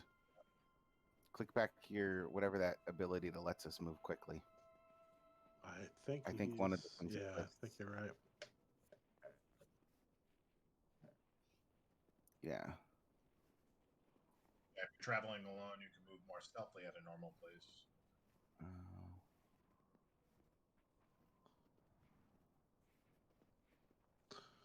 Yeah, so go ahead and you would have to do that. All right, I do that. Okay, and you make it so. So you guys are going to prepare to move back to this map. And like I said, we definitely want to grab that body for his friends. Yep. Oh yeah. Need a So proper you guys grab the remains of what was his name? Ubuk? Ubuluk. Let me grab that real quick. So, all right, guys. Yeah. So you take the bones, right? Yeah. Well, yeah. It's. I mean, there's some flesh. So into the tavern. Or? He's not even. Throw him on the table. He's well past that. You guys would probably need to wrap him up in some cloth or some Polar burlap. bear's chewing on his The femur. polar bear is kind of licking his chops. I'm not gonna lie. So you guys, if you're gonna bring him back, you go ahead and wrap him up and throw him on the sled. Let's say Fenric, it's probably gonna cost you one more ration.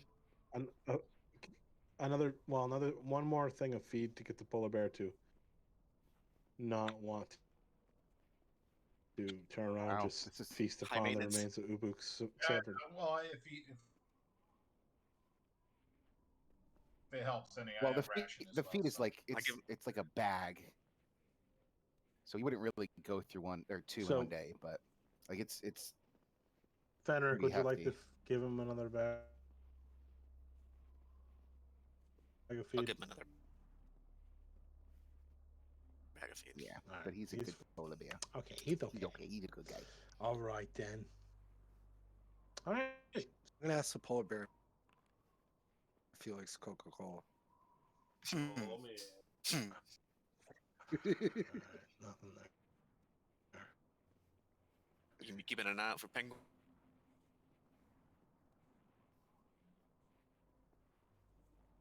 Where the penguins?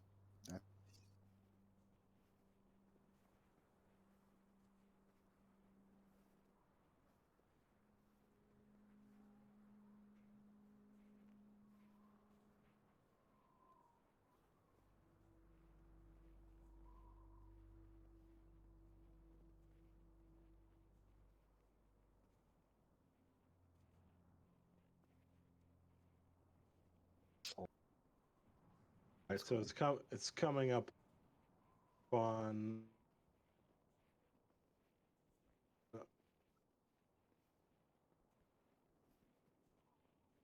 I'd say so. You make your way back, open the under control, so they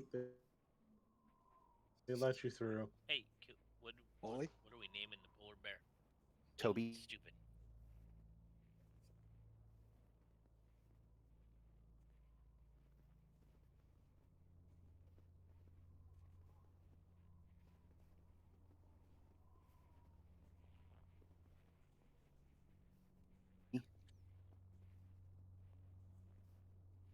How about Hasselhoff? Hasselhoff. I'm down.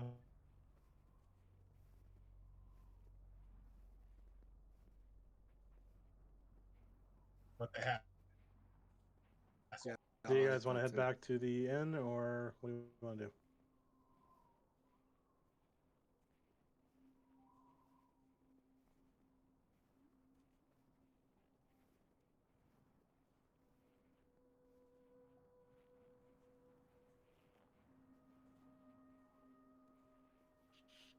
Yeah, let's that's head back. probably what Yeah. we do.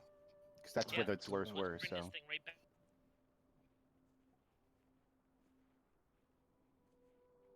back to the inn. So you work your way. Awesome. So you work your way back to the tavern. It's getting close to evening time. Fenric, how long?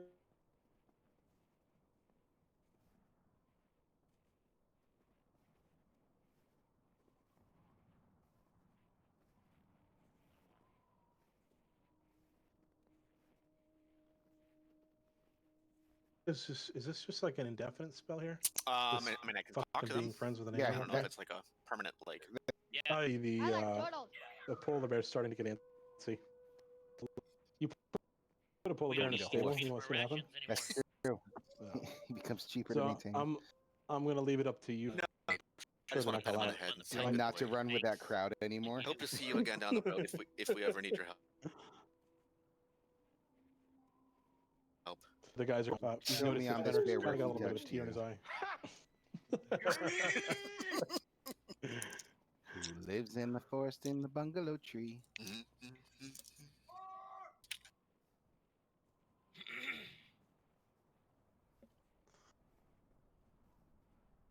We're going to be able to keep Hasselhoff. 2, 3, 4, 5. Who am I missing? We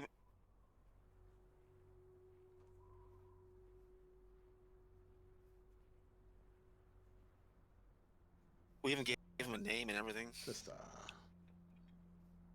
okay. This is Brian. Jesus. Sorry. Let me fucking lock that door because you got a perv over here. Is it a bathroom? All right. So this one is right over here. Are you gonna go into the women's bathroom? Upon return, ready? All right. Clear comps. Clear comps. Clear comps. Enough. What you say is what you say from here on out. Upon returning to the North, look for the reward. You guys are, as soon as you walk in, you're kind of, you can hear the tavern is buzzing with gossip. You overhear that a bounty hunter by the name of Helene Trollsbane has arrived seeking out a serial killer. On top of that, the crowd seems to think the killings that the serial killers this guy's looking for have something to do with the endless winter's night and the curse that the Frost Maiden has bestowed upon this town. From the corner comes Haruna. She comes racing over to you guys, and she's anxious to hear, how did you guys make out? Did you find my friend Ubuk? Did you find that Ryan? Well, yes to both of those. One's in a little bit more better condition than the other. We're gonna place the remains that are wrapped up in a blanket on the table in front of her. All right, so like let's say right there. Table? Actually, let's go over here. I meant to say that there are more people in the inn right now for this nighttime. Do we see the dwarves that we spoke to beforehand? Did you just miss? Right now. That you, yeah. They ran over and talked to him. It's the red ones in the corner. Probably a good idea to leave the body outside. All right, so give me a second. I'm Oh, we're sorry. gonna I'm bring assuming him in. it's frozen and everything. It's not like it's smelling. Can we put him next to the fire? No. He becomes alive. That would be something Aaron He would do. got a resurrection spell.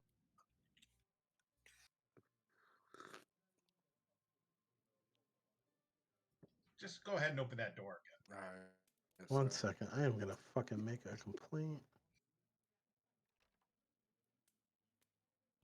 Oh boy, I did it. I'm in trouble. Nah, this fucking Sirenscape, man. Like if I go to switch scenes or whatever, Oh, it's not changing. it fucking flakes out. Well, it is still beta, isn't it? I don't know. I'm fucking. I think it doesn't is. matter. I think the player is still beta. It's beta. All right, they're masked to beta. Beta. Oh, I get it. You guys hear anything? Nope. Nope. Nope. 2 hours later.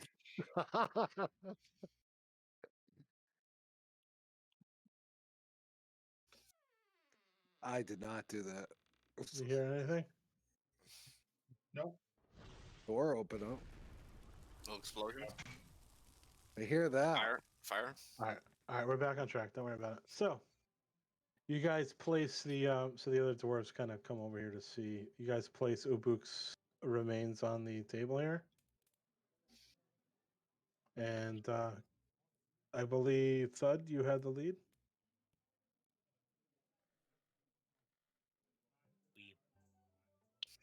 We found your friend. Sorry we didn't get there soon enough. And we also have the sled of your iron out front. Oh, that's terrible. He's in pieces. What do you think happened to him? This can't be the work of a goblin. There was goblins, polar bears. We actually found evidence of large footprints of tracks of a yeti in the area, so we felt that may have been responsible for him.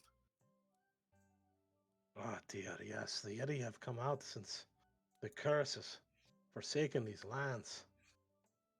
Okay, so Storn, Krovox, take poor Ubux. Take his remains. Take it out to our sled and tie it up. We must return him to the Dwarven Valley and give him a proper rest. So the two dwarves that flank her take the remains outside. And I hear you found our sled. Here is the 50 gold I promised. Actually, I was able to get up another 15, so here's 65 gold. Tell the Iron Blades if you ever visit them that you were able to secure their iron. I'm sure he'll give you a discount. Thank you. Thank you. Thank you. Alrighty then. And guys, there's a bounty hunter seeking a serial killer. She's some of my kin. I don't know her by name, but she sits over in the corner.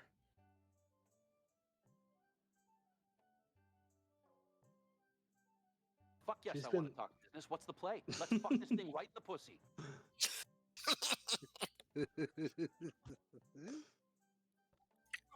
So she points over to the corner, and you see an elderly shield dwarf in the corner booth. So she's gonna go ahead and leave, and let's get you guys in a situation to where you can kind of see her.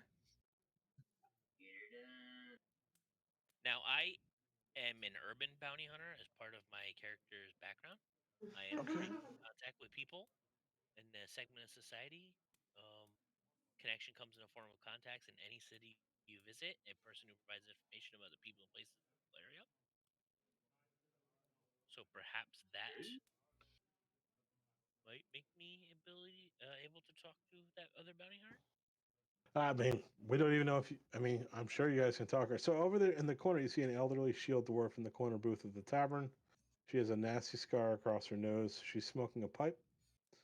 You can't help but notice she has one of her legs elevated on the booth there, and looks like there's some bandages wrapped tightly around. She notices you guys and actually waves you over. Oh, I guess that I don't need to use my urban power. Well, it's just by default, really. Yeah. Yeah. So it's used. Would you like to go visit the lady in the corner? Yes. Sure. Yes. All right. All right. Did we turn over all that iron to, like, that's out of our possession now, right? Yeah. Yeah, the dwarves have going outside to grab it and take off. All right. So you walk over to, and the Haruna let you know that that was Helene Turlsbane in the corner. So you wander over to Helene, Oh, I'm at the wrong person. and I mean, and honestly, you don't need to be. This is more. So this is think theater of the mind. You guys don't need to be walking around and doing shit right now. So you walk over and you see the elderly woman sitting there, and she says, "Greetings. My name is Helene Trollsbane. Please join me for a round of ale. I see you have helped some of my old friends retrieve their gold, their lost goods. Perhaps you'd be so kind to listen to my story and possibly lend me your adventuring services." Jesus Christ, what happened to you? Ah, I've got a tale for you, laddie. Matilda, fetch us all a round of ale and bring some food. So you see Matilda kind of disappear behind the scenes. She starts filling up some mugs of ale, and she sends a couple of bar wenches over with some food. And you guys all kind of slide into the booth next to her. You're kind of sitting with her, drinking and eating and having a good time. And she goes, "Ah, friends, there have been 3 cold-blooded murders committed in the past month. A halfling trapper in East Haven, a human shipbuilder in Targos, and just 3 days ago, a dwarf glassblower that the local militia thought was an accident here in British Chandler. All were brutally murdered. I was just now traveling to Targos investigating these murders when I was attacked by a Yeti just a few miles northwest from here. Luckily, I was able to fend it off from making a meal out of me, but I'm afraid it took a pretty good chunk of my leg there. Alas, I'm afraid I'll be stuck here to rest and recover and won't be able to continue my efforts to find the killer. Perhaps you could pick off the trail where I left off?" Can I roll deception check or no? Sure, go ahead.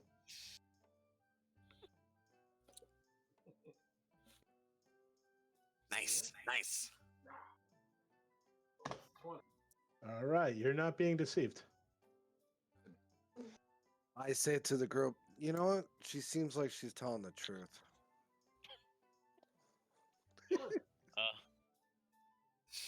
Well, as you know, times are hard, and this weather sucks, so we can't really work for free, if you know what I'm saying.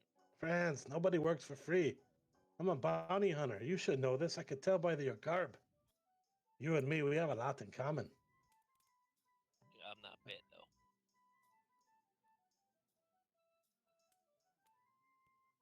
So what's your answer, friends?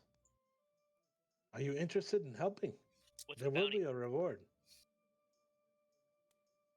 I could pay you 150 gold pieces Each? as a group. Is that what the total bounty is? Yes, Do you have any suspects? Any leads? Who are you tracking? I do. If you agree to take up this task, I can share the information with you. Yeah, we'll shoot someone in the face for you. Great.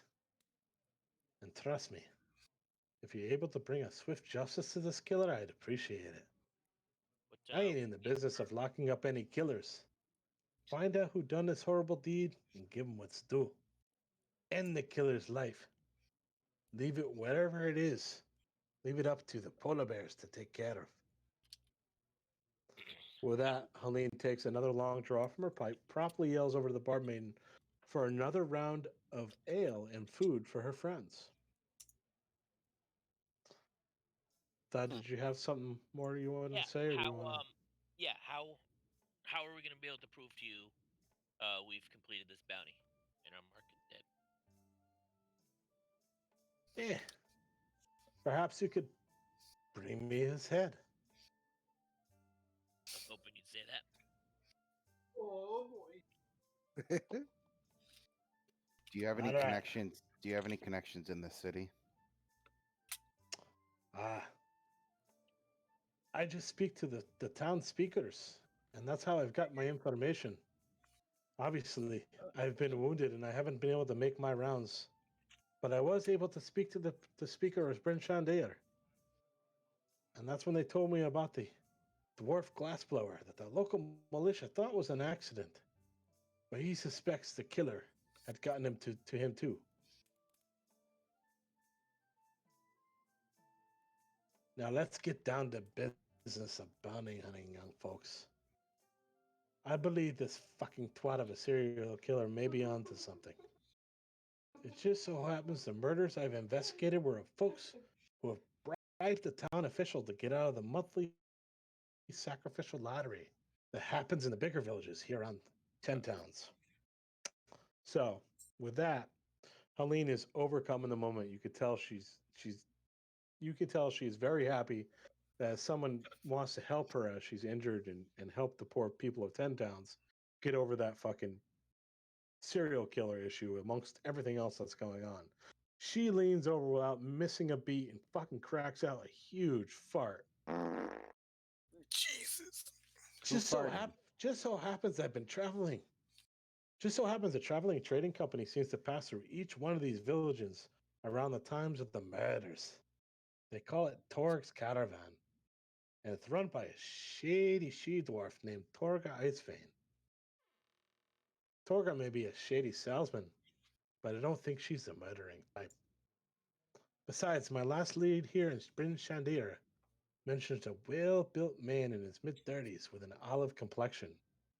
Dark hair pulled back into a ponytail and no facial hair, asking around to see if anyone in the town offered bribes to be avoiding the sacrificial lottery. These people don't want to die.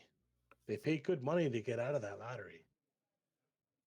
Oddly enough, a contact while investigating the East Haven murder said there's something similar, and also mentioned that this person didn't seem to be wearing any cold weather appropriate gear. Yet the frigidness of the area had no effect on him. So with that, Helene takes another drag of her pipe. Yeah, she groans a little bit and rubs at her leg. Gah, this blasted pipe weed isn't helping the pain as much as I hoped for. Barmaid, another round of ale for me and my friends. You haven't even had the chance to drink the ale that's in front of you, and she's already motioning over to Matilda for another round. And at that point, she lets out a huge belch. Is she trying to get us drunk? She pulls out a crude map and a pen and continues with her plight. My friends, I believe you should head out to Targos after a night's rest. I will mark its location on the map along with the previous East Haven location and the other village that does monthly sacrifices to the Frost Maiden, Termaline. By my calculation, Torque's caravan may be headed towards Termaline next, but often take a quick trip to Bremen to secure some fish for trade. I will mark that down as well for you. The folks in Targos may be able to pinpoint whether they headed towards Bremen first or straight into Termaline. So she drops this piece of paper and she's going to scribble out these locations for you. Perfect. If I were to continue my pursuit, I would definitely lay low. Stake out the caravan's campsite at night to see who comes and goes. Seems these murders happen at night. Find a good spot with some cover and stalk your prey. All of these murders have happened after most 10 town folks have gone to bed, which tells me this killer is definitely a night owl who can see well at night. try not to involve Torx Trading Company directly if you can. As shady as it is, it's the only thing in this blasted icebox of a land that keeps commerce alive in these 10 towns. Do as you must, though. If it turns out that Torga Icevein herself is murdering good folk, take her out. Good luck, my friends. Enjoy this food in the sale. I look forward to seeing you again. I'll be here at this inn for a good 210 day, recovering from my wounds. Until then, if there aren't any questions, I must be off. So with that, she begins to prepare herself to leave. But if you guys have any questions, go on with it. Think we're good? I think we're just gonna see if they can clean that seat after. I would like to know, maybe I could ask Matilda, if there is a shop close by for selling things and or buying things. Yep. So Matilda herself, obviously, we know she sells provisioning supplies. You've seen the inventory, but there is also a.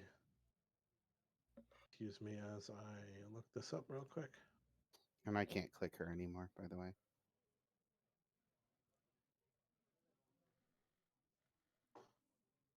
Is it because I have it paused? I can click her. Opened it up.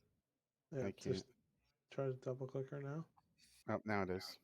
Try harder. Nah.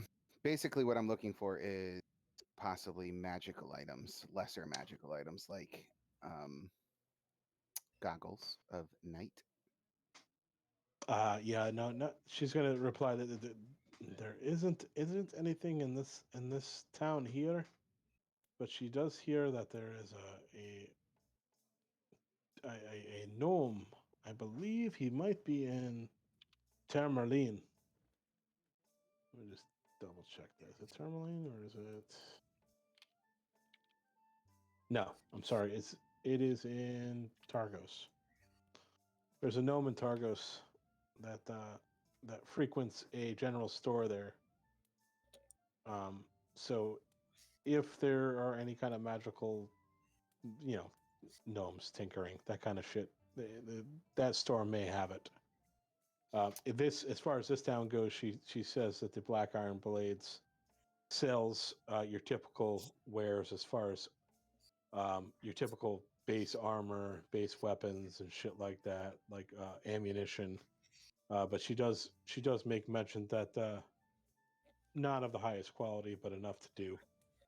And you have learned from the dwarves that you had helped that that's where the iron was going. And if you were in need of shields, swords, javelins, ammunitions, and shit like that, you could probably go down there and get it like a discount depending on what the shopkeep deals with. I have a question about the three murders. Are there anything that we can investigate further as far as the site of the murders themselves or the bodies? So Helene had done the initial investigation in Bryn Shandir. And there wasn't the militia thought it was an accident, but she had determined, so she kind of did the investigating here. Targos, you don't know so much about. All you know from Targos is that it was let's see, she hadn't let's see. There happened. So it was a shipbuilder in Targos, right? And she was on her way to Targos to investigate that murder, but was unable to. So, yeah, I would, ascertain if I were you guys that, first of all, the caravan goes that way, and you know that Targos has another murder. She heard, through the grapevine, and that's where she was heading before she was attacked by the Yeti, and she had to retreat back to Bryn Shandir. Right, the area that she'd actually wanted us to go to anyway. So. Yeah, so Targos, you may be able to speak to somebody in that area and be able to investigate the murder of that shipbuilder. And then you also, and we'll talk about this later, you also know that the caravan normally travels between the larger towns, which Tourmaline would be the next stop after Targos, but they occasionally dip down into Bremen, which is a fishing village, to secure fish for a trade. So We also add a note to our player notes for making sure when we're in Targos to look for. yeah, what we're gonna do as soon as we finish this scene, we're gonna kick back out the journal notes and we're gonna recap everything. And we're pretty much at the end of tonight, so I think this is a good spot. You guys have all hit level 2. You guys are all do a long rest between now and the next session. Upgrade your characters. Take the opportunity now to. Do you guys want to take the quick out? Does anybody want to buy anything off Matilda right now? Is she accessible? I have 3 daggers. Can she buy them from me, or should I wait for the blacksmith or whatever? Yeah, she's probably not going to buy daggers. She's more along the lines of just I would say trade goods. Yeah. Yeah. She had a whip. Why wouldn't she buy? So the whip, you notice that she has a whip. Who was at the point that out? Al. She has a whip for other purposes. Oh, for her and loner. There you go. And ladies and gentlemen, the MVP of the night is going to go to Fister for some of his damage. And the inspiration of the night is going to go to our friend Bard Dylan for his critical distraction. So, Brian, you have inspiration, which gives you an advantage on anything you want to do. You can hold on to it. But if there's a check that comes up or an attack that you want to use advantage, you're going to get it. So, yeah, if everybody's good with buying,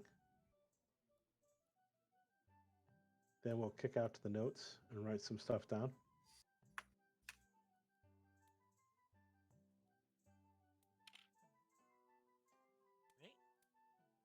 Yeah, I think we're good. All right, let's see.